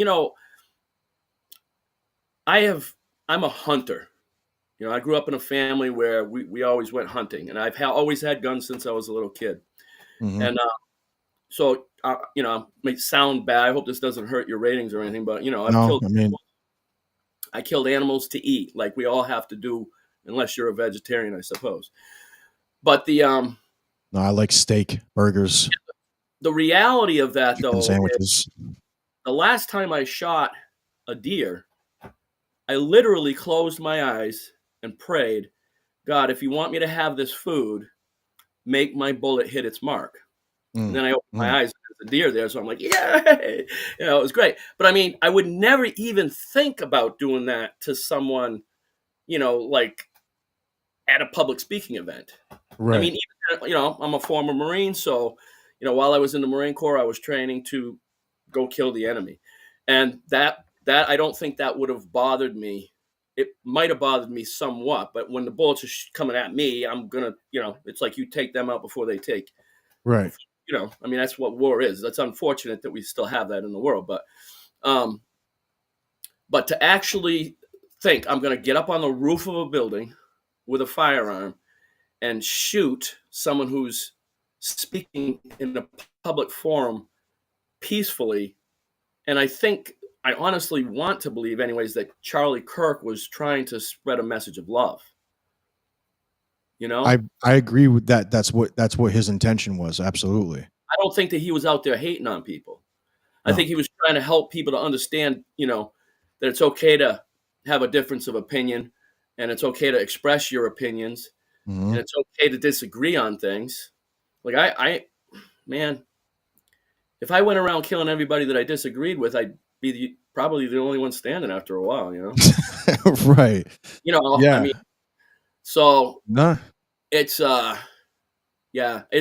tell you, it's definitely an eye-opening thing when I did not want to see the actual, like, people when I was at work when it happened. And some of the young people that I work with are like, oh, you cannot believe it. You see, oh, check this out. Look at it. And I'm like, no, I don't want to see that. I don't want to have that in my memory. Right. That someone's neck just got, because I've like I said, I've killed animals before, and so I know what it looks like with a lot of blood splashing around, and it's to see that happen to a human, I didn't want to see that video. So I'm glad they took it down. I'm guessing they banned that video. I don't know. I haven't seen it on, like, because when I saw it, I think it was Facebook, and someone was sharing his event, and I just happened to tap into it, and I don't remember the headline of what it was, but when I saw it, it was from the far away stance, and then there was another video that went closer, and it's like, so I saw the far away stance. I was like, what? So I didn't really get, like, it looks like he gets shot, but you don't really see the effect. And then there was a close up, and it's like, oh man, Yeah, like I didn't want to see any it of that. explode. I didn't want to see it either. But Twitter is pretty much like a snuff film haven for all that kind of stuff. Like you can see all kinds of violence on Twitter, and sometimes Instagram too. But yeah, man, that I was really perplexed about this one because he was a man. It's like you said, like he was just going to college campuses, just having debates, having conversations, and then someone takes his. If somebody, if what he was doing was causing violent eruptions on these campuses, he would have been banned, long time ago. I mean, I guess he was doing it for a while. I don't even know how long he was doing that. For a couple of years, I think. At least, at least I think a couple of years. He said, I remember seeing him in one interview. Now, since then, of course, I've become more familiar with him, unfortunately, after he's gone. But there was an interview that somebody did with him, and he talked about for his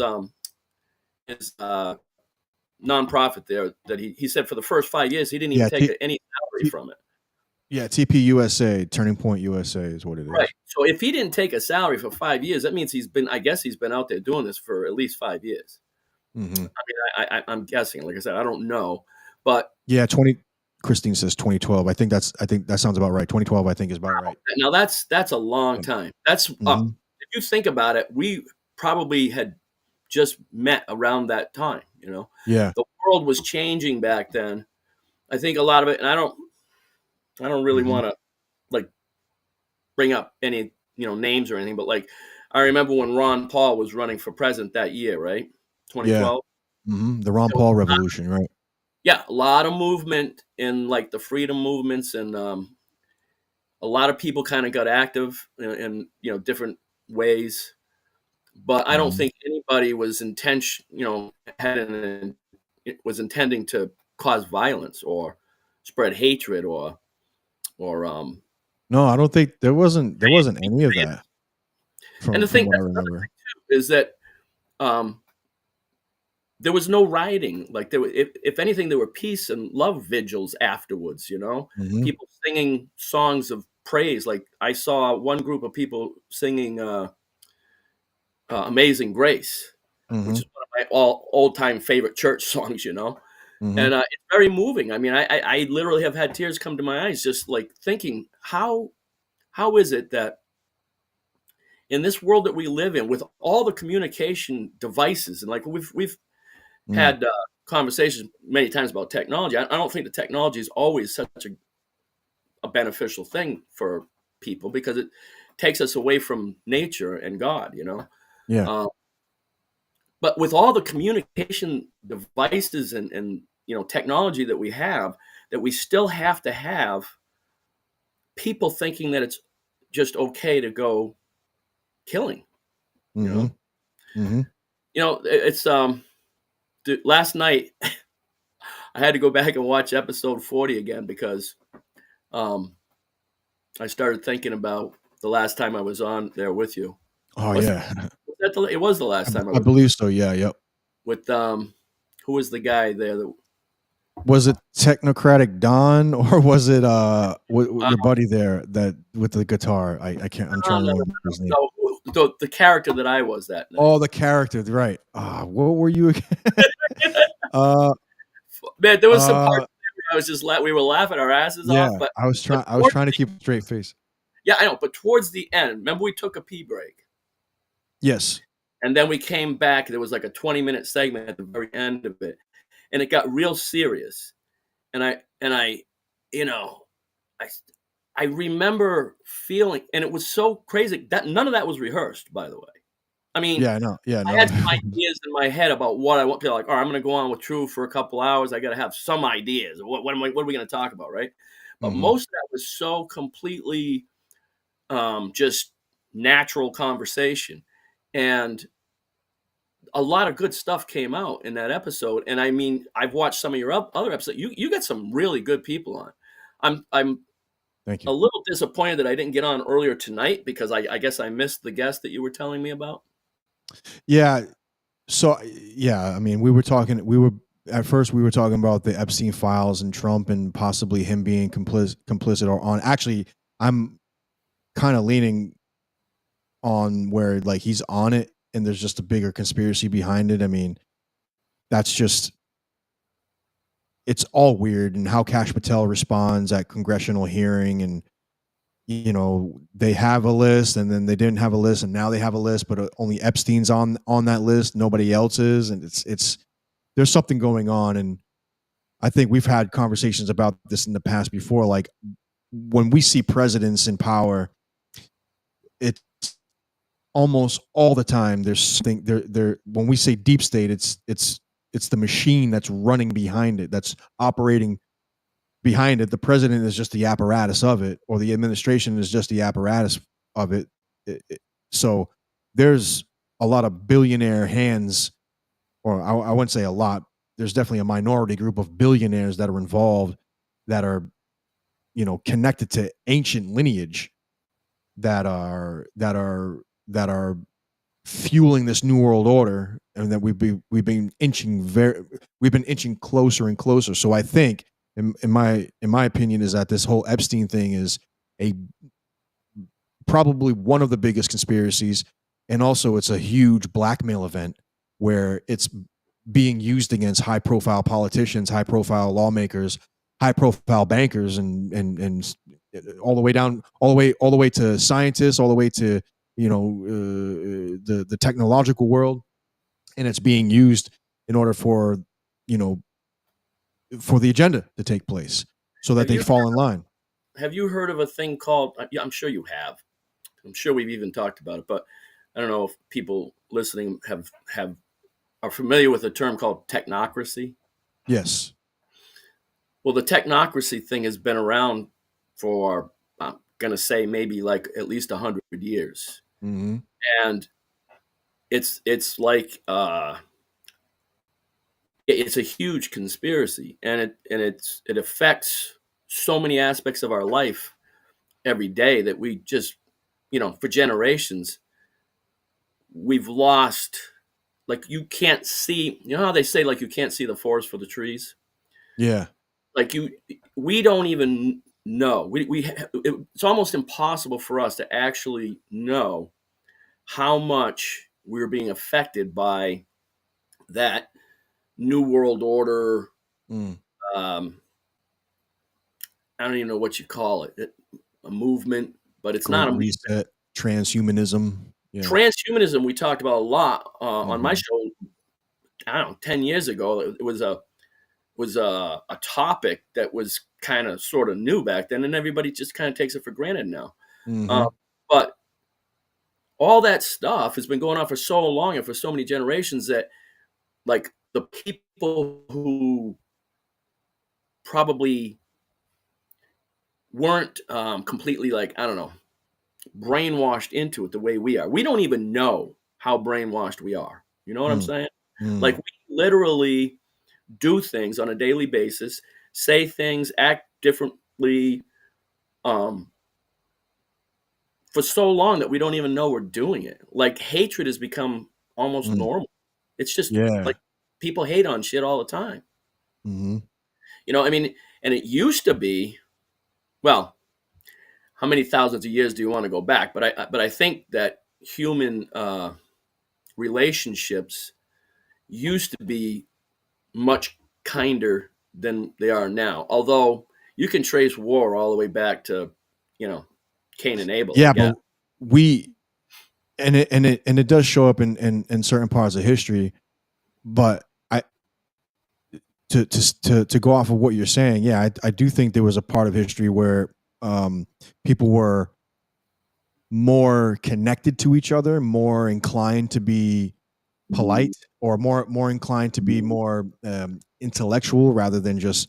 I mean, granted, there are parts of history where like people were just completely brutal to each other. We're probably more safer than we are, say, 1,000, 2,000 years ago. Because I mean, if we were dealing with swords and shields and Viking raids all the time, we'd be fighting every day just to keep them off of our farms or whatever, or vice versa. But yeah, people think that civilization has become more civilized, and it has in general.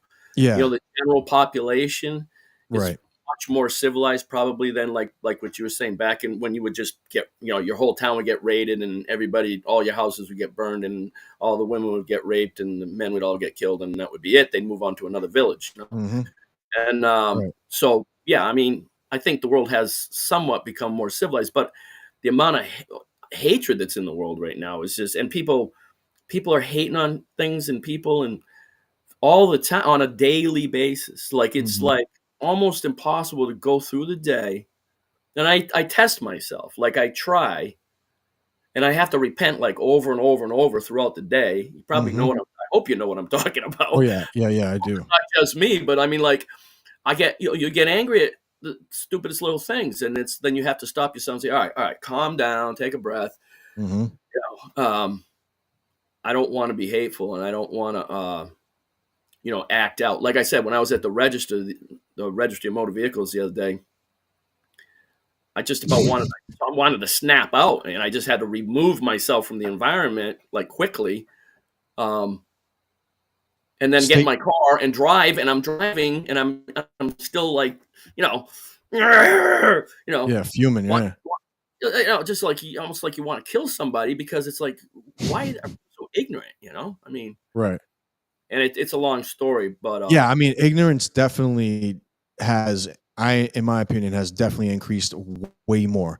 And the depravity also, like people, the violence in general in the streets. Not, I mean, I've grown up, and you would hear about shootings and all that stuff, but it's so much more prevalent now, and it's almost become, like you said earlier, it's like it's become a normalization of this stuff, and the hatred. Also, it's like it's so easy for someone to hate on something for something just almost innocuous, or it's like it's petty. Yeah, But petty with is a with with with that as well, the perversions of sexuality well, I has was been gonna way more say, prevalent, and people think it's cool to be like there are people who actually like think it's cool to be violent or to talk about violence or talk about like some of the things I hear some younger, and I guess I'm not picking on young people, but where I work, it's like I'm the old guy. Mhm. And so I hear conversations, and it's like people think it's cool to be like gangster or something, and not gangster in a cool like I don't know. Some Right. people think it's gangsters is cool, but it's Yeah. really kind of not because people start getting like really wanting to fight, and Right. it's not like it's No, I not don't good. think you're wrong. I don't think you're wrong for saying that. I think that should be said. Yeah, I mean, I it, that persona, that it's a what's the word I want? It's uh like a fantazation. I think that's the word I want. For the glorification of being, yeah, of gang Being life, a tough guy, or being tough guy, or being in the streets or all that stuff, and then yeah, that street creds. progresses into a persona where it's like, I mean, it's in the music, The music. I mean, it's in the seriously. algorithms that, and another thing too, there's so many onion layers to that stuff too, because a lot of these kids are not being brought up properly. No, You know what I'm no. saying? Like Yeah. The society is, and I think that I honestly believe that that's part of the whole technocracy thing is behind the scenes.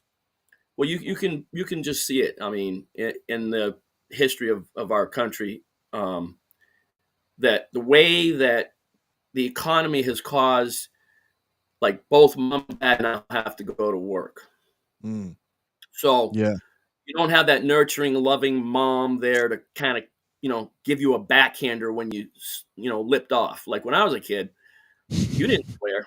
If you got Yeah. caught swearing, my mom would, that you did one time, you might get away with it, but that's because she Yeah, didn't yeah, hear yeah. you.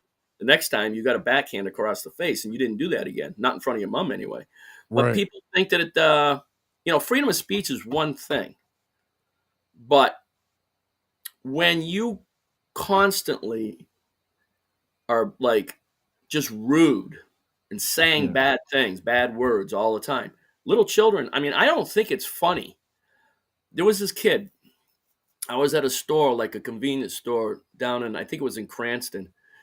And there was this kid in there, and his dad was telling him, do the thing, do the thing. So this kid, I mean, he was probably, I don't know, 8, 9 years old, starts doing like, who's that guy that used to smoke all the time and swear all the time? Comedian. Oh, Andrew Dice Clay? He was doing like an Andrew Dice Clay routine in the store, and the kid was just vulgar, rude, not funny, in my opinion, but everybody in the store thought it was just funny. So this 8-year-old kid is being groomed to be an, I don't know. Be an idiot. Well, yeah, there. I was trying to moron. think a word to use that wouldn't be, No, I get it. I appreciate that. Get us in trouble. I don't know what your audience is like here. No. I mean, look, there's a mixture of the audience. I mean, there definitely has been a lot more followers of Christ that have been coming to this channel, which I love. Yeah, no, that's why I'm trying to keep it clean, because But I do tell them, I try to give warning. I do tell them this is a free speech platform. I'm not gonna say to someone, hey, don't say that. But I try to get guests on here that have some type of sense of like, if you're gonna, I swear sometimes on this show. I mean, it just comes out. It is what it is. That's what I'm saying. I'm trying to keep it clean. But I do, and I appreciate that, because I try to keep it clean too. I definitely work on that for myself. But yeah. Oh, I'm terrible at work though. Like when I'm around all those young kids, I mean, it's just, I F-bomb in every other word, It's like, honestly, I don't really want to be that way, but it's almost like you have to survive now. It's like, if you're not tough, then, you can't even fit in with all these tough guys, these kids that think that, and I keep saying kids, I'm sorry. I just turned 65, by the way. So my license, great for 65. Yeah, thanks. My driver's license expired on my birthday in July. So I got a Florida driver's license because I was living down in Florida for a while. So now I got to get a Massachusetts license. So I go into the RMV over here. Well, first of all, I find out that you have to make an appointment to go get your license. You can't just walk in. You got to make an appointment. So it was like a 2-month waiting period. Just to be able to go in and get a license. So I've been driving around with an expired license since my birthday in July. And then this woman gives me a hard time. And I'm like, I just want to get my driver's license so I can be legal. But you know what? If this is the way you're going to be, I'm out of here. So I still don't have my license, but I'm still working on it. But it's like, they got to make things so difficult. Oh, what? You don't have this piece of paper? You don't have that piece of paper? I got my Florida driver's license. Here's my Florida driver's license. Just trade it in for a Mass one. I am who I say I am. There's a picture on there. I mean, what do I need? Right. What kind of credentials do I need? Right. Anyway. Yeah, I mean, the state, any of these state, like, if you want, like, say if you lost your birth certificate or whatever, social security number, and you needed to get a copy of it for whatever reason, you have to you have to show proof of this and proof of that and where you live, and you need like 5 different pieces of paper. It's like, I've got a license. I even brought my passport card with me. I brought my DD-214 from the Marine Corps, which is 40 years old. You think I'm lying? You think I'm making this up? Just, but anyway. It's like, if I'm going to hate something, I hate government, Oh yeah, governments. I mean, I think you and I have talked about this many times, where the government has to be limited. Like, limited government, if at all. I mean, I think to a point it would have to be no government, or some type of, I don't know. The federal government definitely needs to be abolished, and I think every state should be able to. There was a purpose for it. Okay, this used to be called the United States of America. I kind of call it the CSA now, Communist States of America, but yeah, that's fitting now. The United States of America, the federal government had a purpose, and that was to help the individual states, be protected. Like, we were supposed to help protect each other. Every state was an individual state. Each state had its own government. Yep. The governor of the state was at the same level as the president, and they still are. But the federal government has become so overbearing that it's like, and I mean, I agree and disagree on certain things. If there's absolute disorder, chaos, and the state loses control of their population, then I guess it's kind of the responsibility of, you know, some higher authority to come in and clean it up. Now, what's going on with the, there are people in some states right now that are saying that, you know, like the federal government's being overbearing, like Chicago, or what was it? It was Chicago. Oh, the National Guard stuff, right? Is that what you're talking about? Well, yeah, all the stuff that's going on in the states, like you take Boston for instance, all right? So, Boston's a fairly good-sized city here in New England. I guess it's the biggest city in New England, really, right? So, yeah, I think so. And they want to be a sanctuary city, and I guess Trump is threatening to go there next or something, or maybe they're already there. I don't know, but on when I was watching on Rumble, I was watching. What are we on right now, anyway? We're supposed to be on Rumble, but for whatever reason, when I launched it today earlier, for whatever reason, the Rumble didn't connect for some reason, and I couldn't go back unless I ended it, and I was already live. So right now we're live on Facebook, YouTube, and X, formerly known as Twitter. But there's about 7 people watching. There's about 6 people on the X side. Well, so shout out to everybody. Yeah, so when I was watching on Rumble, though, you know how advertisements come up like every 5 minutes. I was kind of a little bit put off by that. But the current running advertisement while I was watching that episode was about ICE. Come join ICE. There's sign-up bonus. You get a $50,000 sign-up bonus. Yeah, I saw that. Yeah, I'm like, hey, that's, you know. But then I'm like, I'm going to go join ICE. I mean, look, I think that ICE has a purpose, right? But I can't even imagine, like, I guess you'd have to almost be like still fairly young, like maybe former military where you're still, or police. I don't know. Who would join ICE? Who's just like, I'm going to go join ICE. Yeah. Go arrest some, you know, people. That it's almost like an army recruiting advertisement, the way they advertise it. Yeah, very much. Yeah, I know. It's almost like it's becoming like another military branch. Like it is. Yeah. And this is some of the stuff that we used to speak out against was government oppression, right? And yet, when you have a city that has become out of control with crime, and you have criminals that are repeat offenders, and just they let them out, go do it again. Like, all right, so I guess the week before Charlie got killed, there was a girl. Now, correct me if I'm wrong, but I hear that she came over here from the Ukraine trying to get out of a war zone. Yes. Gets on a bus or a train or some kind of public transportation and just gets knifed to death for no reason that I could see. I don't know really. I don't know the background, but nobody, by comparison, nobody even hardly says anything about it. Yeah.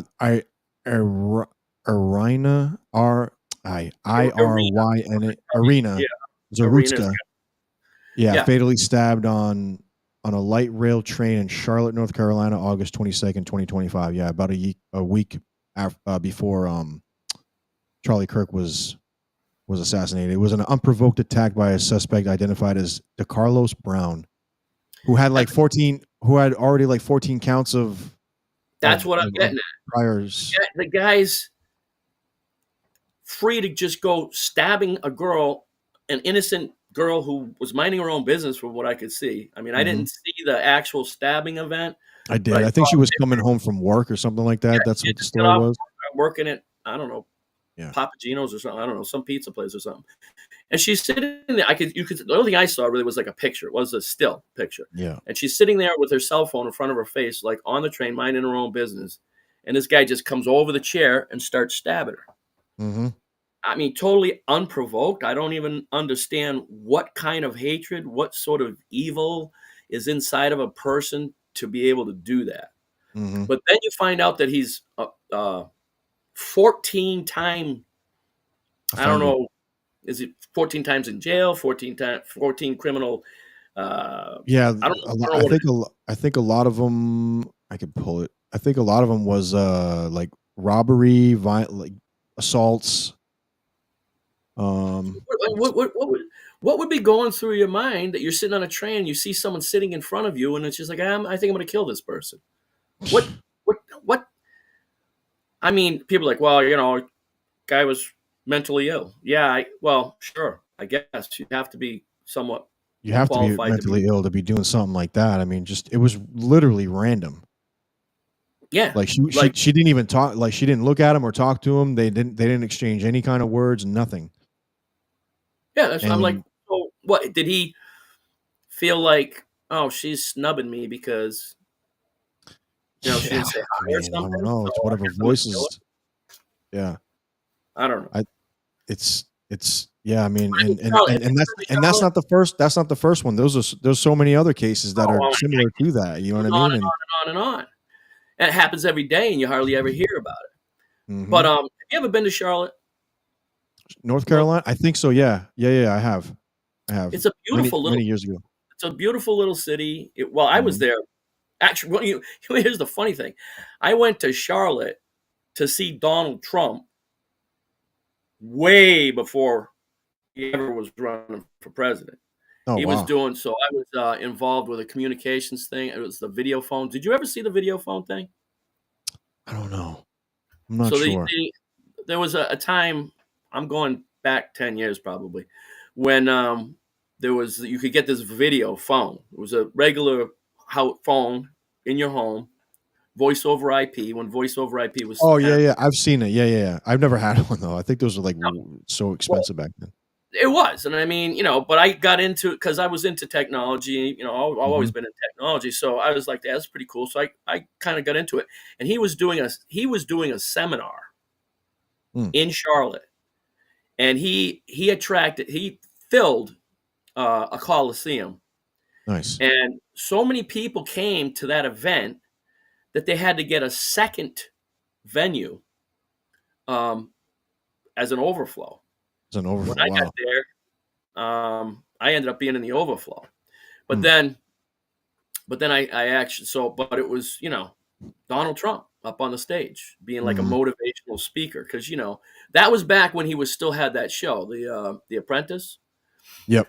So I don't know, they invited him to be like their spokesperson for this video phone, Mm, and I saw him again. I think I saw him again out in San Jose, California, I believe. Anyway, mm, I was flying around the country to these different like events, mhm. and I remember him saying, "With a following like this, I should run for president or something." I don't know. I'm not quoting Yep. him, but it was like he actually up on stage, "Oh, maybe I'll run for president." And everybody, yeah. And then Yeah. now here he is, the president. It's kind of crazy, but I don't know where. Oh, so what I was saying was Charlotte. So I was down there in Charlotte for like a weekend, and it was a nice, peaceful little city. Mhm. It was clean, beautiful. It wasn't trashy. So when I hear about this girl getting stabbed on the train down there, I'm like, damn. What's the world come to just in a decade? Yeah. I know.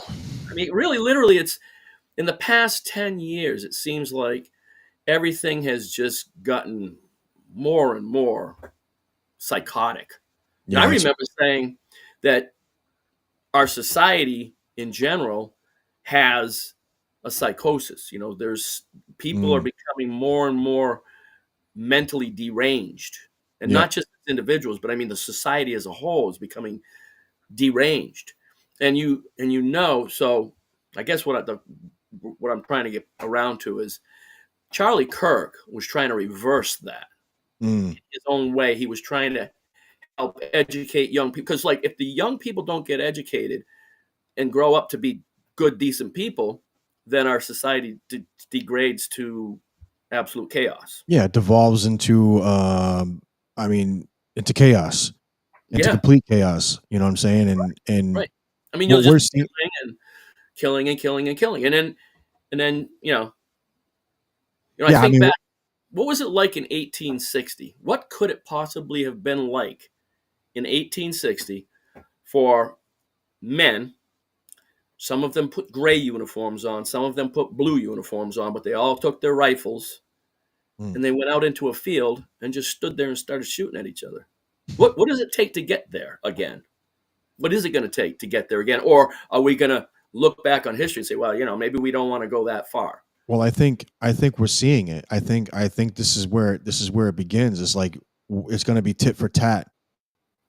You know what I'm saying? We're gonna start seeing a more of this, and not only just that, but like you said, there's a psychosis that has occurred here with school shootings, even with the shootings that are in the streets. I think they're the same thing. It's just that on one hand it's a school shooting, the other hand it's gang violence. I think it's one and the same. As far as mentally disturbed, and you got to be mentally disturbed just wanting to go around, just start shooting at people and just see. But it's different now. If when I think about what it must have been like in the 1860s, I mean, they literally raised armies and just went out onto the land and just all these men just wanted to kill each other off. Yeah, and I mean, like, it could never get to be like that again, could it? I mean, would people suddenly be so divided that, all right, all the Democrats on this side, all the Republicans on this side, all right, everybody shoot. Yeah. And then bah, bah, bah, bah, bah, bah, bah, bah. And then there's a bunch of dead people on the ground. And then, okay, what did they do after? I mean, it's just amazing when you talk about war. Like, what causes people to say, "All right, this is it. We're just gonna go kill everybody." Right. You know what I mean? It has to come from a funded place. You know what I'm saying? And almost, I would bet like 100% that it would be CIA backed, Mossad. You know what I'm saying? There would have to be an initial provocateur group, because we've seen provocateur groups start riots and stuff, like actually like get involved with the BLM, Antifa riots and all that stuff. There's or FBI agents trying to get people to do like kidnapping. What was that case? It was a fake case, but it was an actual real person or two guys. I forgot what it was, but they wanted to kidnap a senator, and it was 14 FBI agents, and then two guys were just regular citizens that they got them involved. So we see how some of these groups, some of these government groups, some of these, the alphabet agencies groups will get themselves involved and immerse themselves into these organizations, and then start the decoupling of the society and start the coup going. I mean, the CIA has been known to do that in foreign countries, so I can't see why it would be any different here. So going back to the federal government being overbearing and what's going on, in the city streets right now, I believe that the federal government was originally designed to protect our people. But what we're seeing now is almost like the government has turned on we the people. Yeah. Because like you said, it's going to be funded by there's going to be some big money backing it. Of course. So what happens when, and I'm not, like, again, when there's just rampant criminal activity in a place, sometimes you have to go in and clear out the bad guys. Mm-hmm. But what happens when they just go beyond clearing out the bad guys? Yeah, and now we're just going to start going in and just anybody who moves. Well, I think, if you're out on the street, you're dead. I think that's going to be the excuse. Trump saying that he's going to allow the National Guard to assist the police in quelling the violence in places like Chicago, Detroit. I think Massachusetts is on the list. There's a couple other states. A lot of people who are probably watching this and probably will watch this are probably for that. I'm kind of against that, because that's already now introducing military. I mean, even though the police are militarized, but you're now giving the okay for the military, for the armed forces of the United States of America. One of the, it's the military of the world. I mean, it's it's top military of the world, and you're going to unleash that upon the public potentially, and it's supposed to quell violence. Now I want violence to be under control, but now you're allowing the military apparatus to be to potentially have the oversight on controlling that, and you're going to be seeing it. So it opens the room for technology to be introduced, like military type technology to be introduced. I'm not just talking about MRAPs and all that stuff, because the police have that. I'm talking about drones. Imagine drone strikes on our own U.S. soil because they're trying to go after a cartel or something like that, or some street gang, or just not even just let's even take street gang and all of that out of the picture. Just some domestic violence situation that happens to go crazy, and they start. And what when cities want to have like a SWAT team? Yeah. I remember when Pawtucket was trying to reinstate their SWAT team. They had a SWAT team, and then funding, they couldn't really keep it up, so it kind of went away. But there were guys that were trained to be, SWAT, and they still wanted it. Christine, love you. Thank you for tuning in. Sorry, John. Thank you for tuning in. She's leaving. She's in the comment section. I've been wanting to get to your comments. I just I'm sorry if I got in the middle. No. It's all good. But she's leaving. Thank you for tuning in. Thank you for everybody that's been tuning in. But John, go ahead. I didn't mean to interrupt you.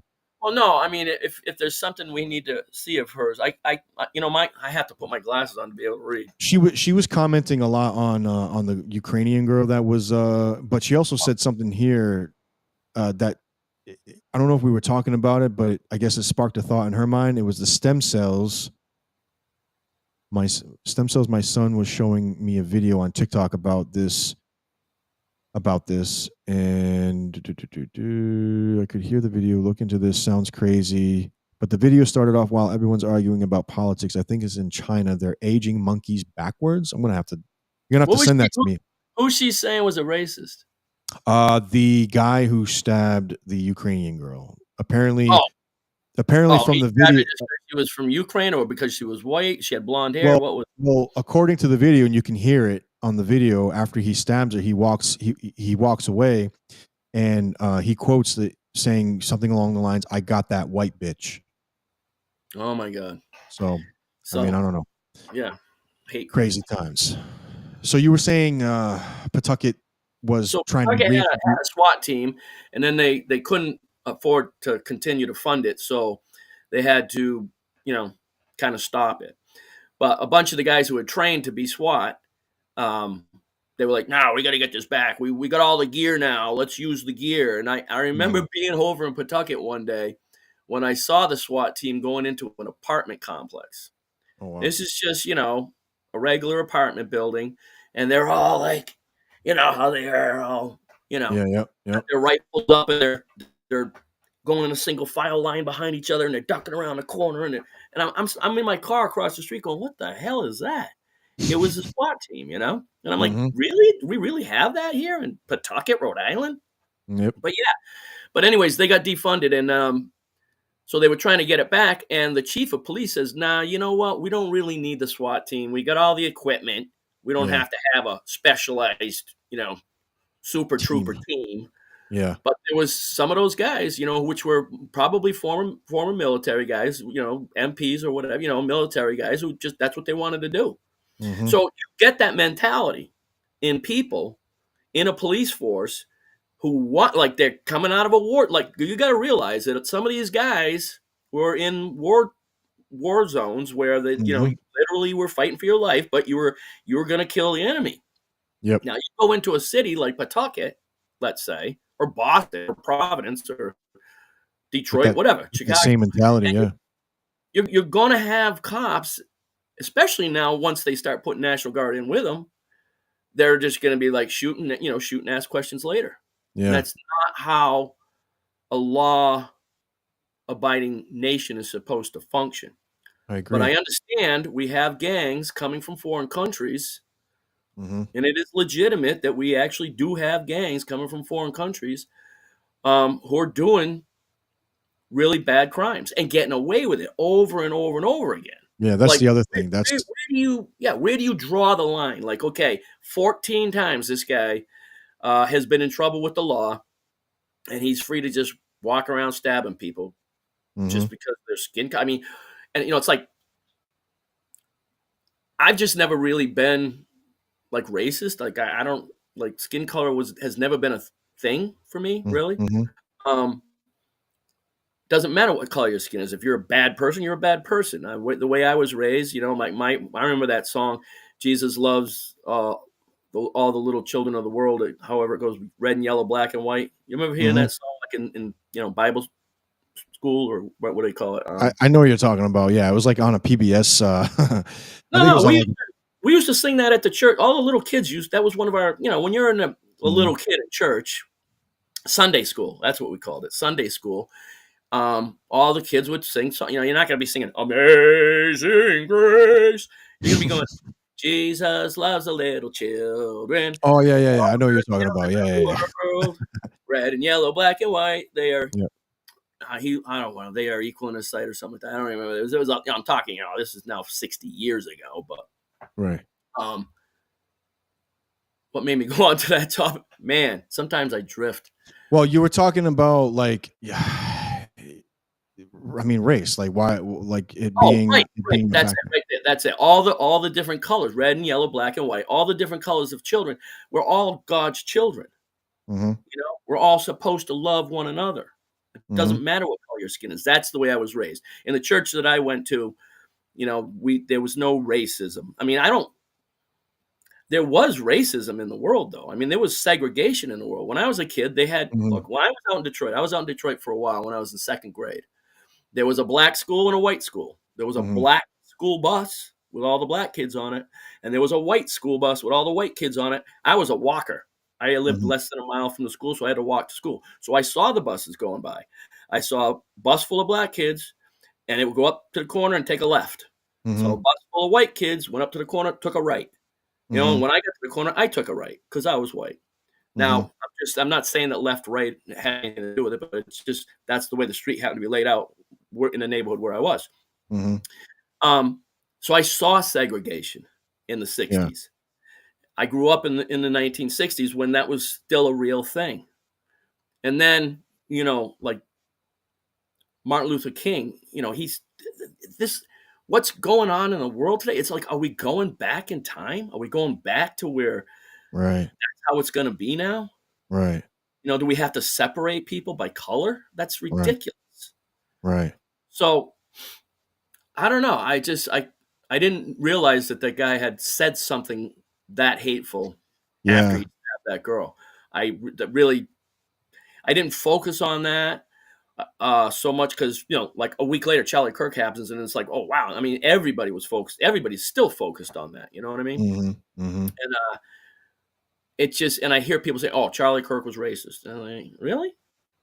Because that doesn't seem right.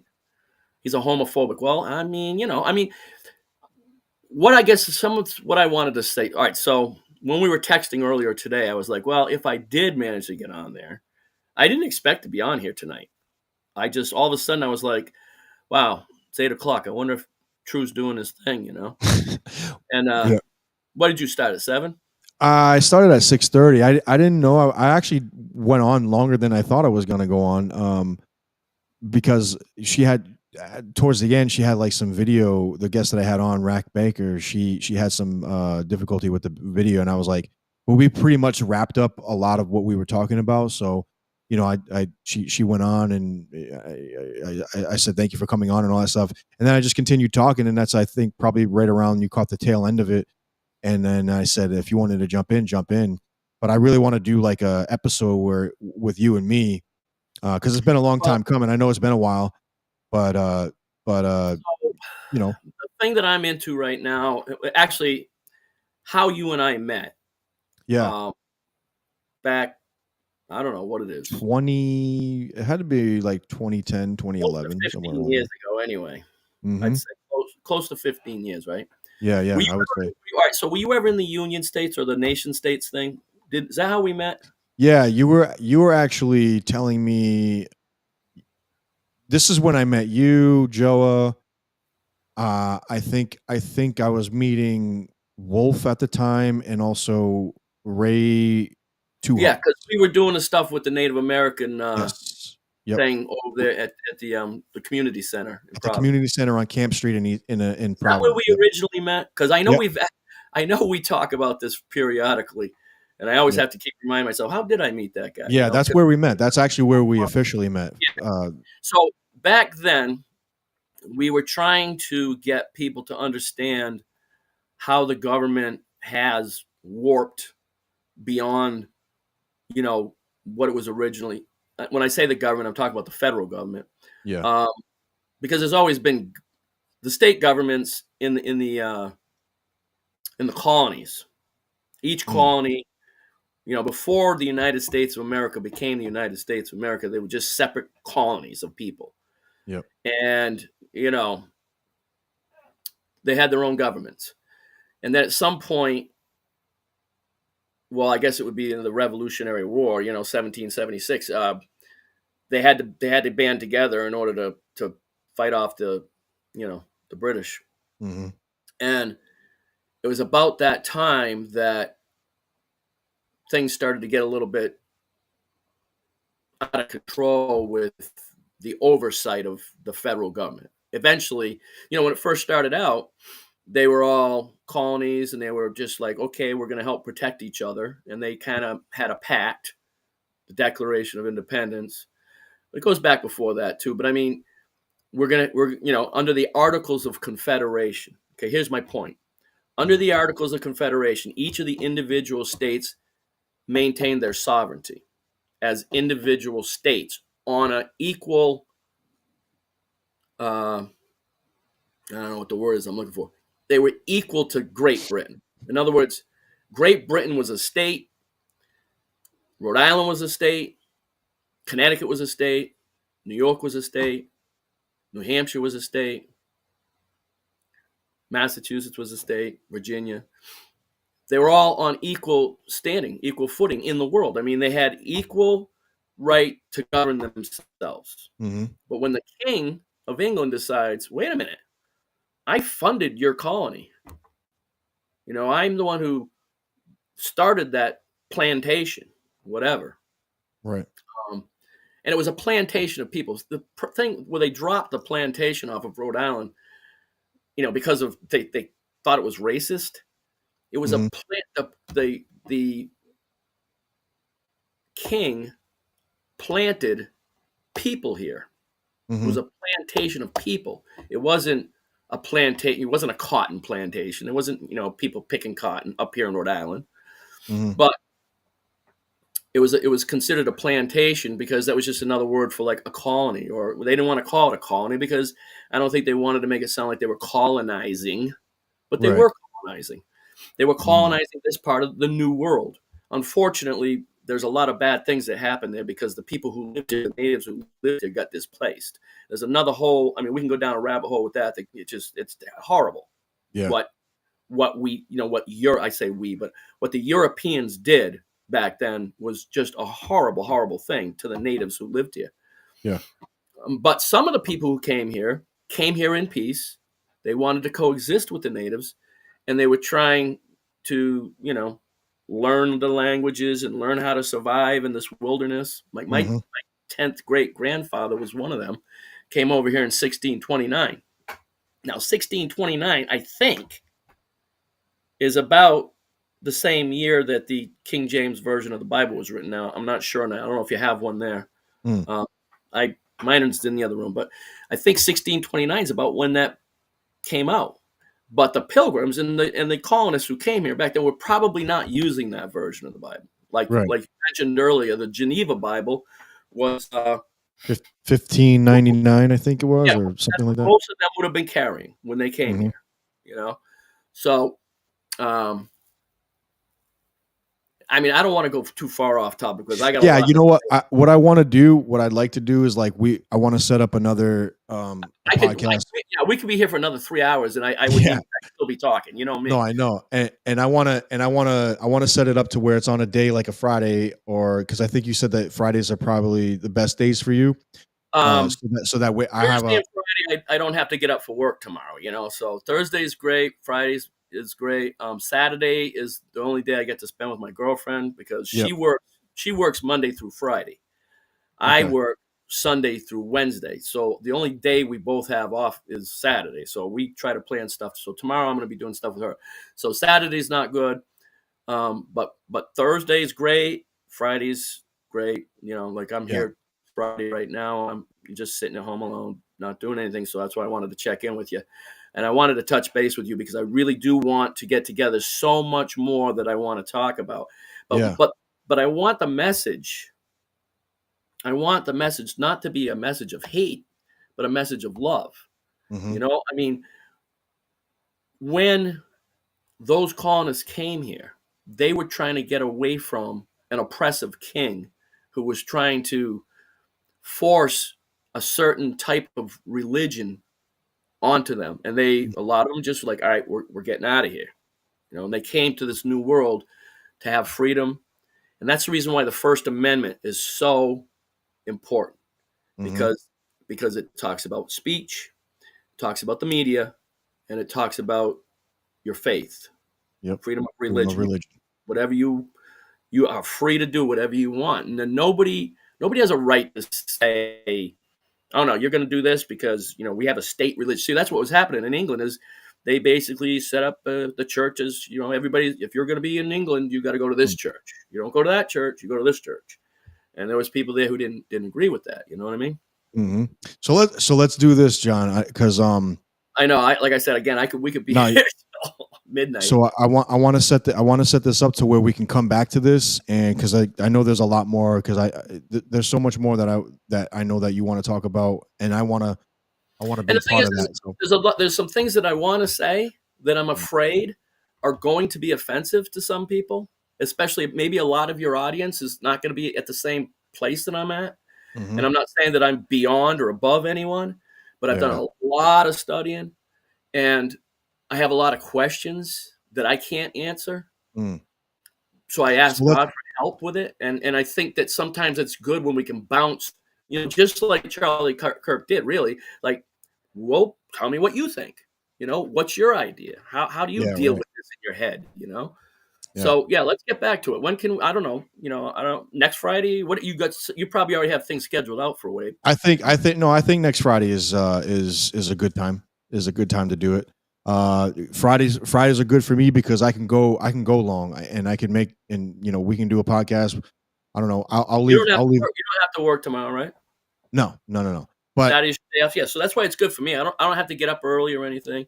But again, you know, I'll tell you something. Last night I got onto a conference call about this website that I was telling you about. We had a that's lot of right. work Yeah, to yeah. do. I'm the webmaster for our website, and I Got it. sent you a link to it. I don't know if you got a chance to look at it. I hope that you do. Look at it. Just click around and get a little bit familiar with it because I want to talk about that. But I got on the phone at 7:00 last night with one of the other guys who helps me develop the website. Mm. I'm the HTML, you know, webmastery kind of guy, and he's kind of like the content guy. You know what I Content mean? creator guy. Yeah. Yeah, he's the content creator guy, and I'm the one who just makes it happen on the website. And of course, we always bounce our ideas back and forth. Well, you know, I don't know, man. Let's how are we going to word that? You know, we don't want to be offensive, but at the same time, we want to get the message across. And Yeah. I have a lot of stuff that's not a part of that website that he does not agree with me on. So he and I are always arguing, bumping heads. And we got on the phone last night at 7:00 and didn't hang up till 2:30 in the morning. Mm. So that's like, what's that? Yeah, it was like 8 hours of 8 hours of working on the website And talking back and forth. and mainly I'm like typing in HTML code into the computer while he's just talking and talking and talking. He's got a lot of his own personal ideas when it comes to, like, I don't want to say religious stuff, but like spirituality, I prefer to call it. Mm. He and I don't agree on a lot of things. Like, and I know this. Oh, what happened? What just happened? You still there? people out of the stuff. What? Oh, Yeah. Something happened. It just froze for some reason. I'm not sure. That was weird. I've seen your screen freeze on me a couple times too. It could be my internet, or it's just probably an internet glitch or something. Well, look, I don't want to cut you off. I know you Yeah, I'm want getting fired up now. I know. No, you're good. Let's off air. We'll schedule another podcast. Get you on here. Did you want to mention the website for anyone to visit it now, or did you want to wait on that? If you want to post that link wherever you post stuff, so people can go look at, just get an idea what the top. Well, one of the topics. I mean, that's just one of the topics. You know me. I mean, I'm going to talk about 20 different things. Right. What's the website? I sent it to you in a text. Did you? Earlier today. Unless you didn't get that text, let me look. No, I did. I just haven't had a chance to look at it just yet. No, where UnionStatesAssembly.org. Yeah. Oh wait, I think you've probably been there before. I think you have Union States Assembly. We've been developing this website since 2015, maybe. Yeah. When you came, the last time you came, I think that was. I always try to plug that website, because if you want to talk about U.S. history from the colonial times up to now, this website, we have collected a lot of information there and exposed a lot of the lies. I mean, seriously, we have been lied to almost since, I would say, day one of the United inception. Let's schedule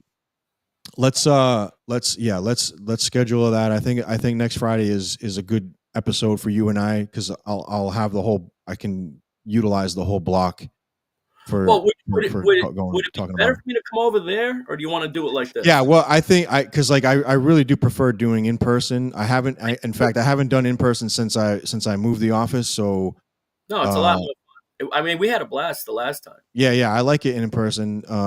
I've been doing it this way because it's convenient for most people, but Yohani Uzbekistani. Uzbekistani. That's what it was. I watched that episode 40, and I was laughing my ass off. I forgot so much of what funny stuff we did on that. I'm gonna have to rewatch that again, because there was so many. I'm telling you, dude, you should. It was some good laughs, but also a lot of good stuff in there, good content. But I can't even believe that I was able to keep that accent going for like 2.5 hours. But towards the end, I was starting to break. It was you stayed in character pretty much the whole way through until towards the end. When I watched that video again last night, I just wanted to watch it again, and I was like, man, how did I do that? And I try to do it now. I can't even do that. That was like a spiritual thing, man. Yeah. I don't know. It's like That's funny. That's for a little while. It was a good one. All right, but brother, I appreciate you for coming on and talking about this. We'll schedule that up. We'll talk off air. And we'll get that together, because I definitely been wanting to get you back on here, and I want to get you on here regularly, actually, because we just have fun. It was absolutely. I appreciate you, brother. I love you, brother. God bless you, and everybody else that's out there that's tuned into The True Perspective on Spotify, Apple, iHeartRadio, YouTube, and Rumble. If you're someone that has The True Perspective on Rumble, I apologize for not having it on Rumble tonight for whatever reason. The app. I don't know. I'm not sure what happened, but it'll be uploaded on there for everybody to see it. I hope not. No, I checked the website. It didn't say. I don't know. Who knows? Who knows these times? Everything's weird now. Yeah. But man, we'll talk off air, and we'll get that episode going. All right, cool, man. Thanks. All right, brother. Peace. Right. Love you. Love you too, man. If you are receiving this transmission, you are the resistance. This is your last chance. After this, there is no turning back. You take the blue pill. The story ends. You wake up in your bed and believe whatever you want to believe. You take the red pill. You stay in Wonderland. And I show you how deep the rabbit hole goes. This is a struggle for the survival. Remember, all I'm offering is the truth, nothing more. And this will be our last chance to say Trying to free your mind, it is this feeling that has brought you to me.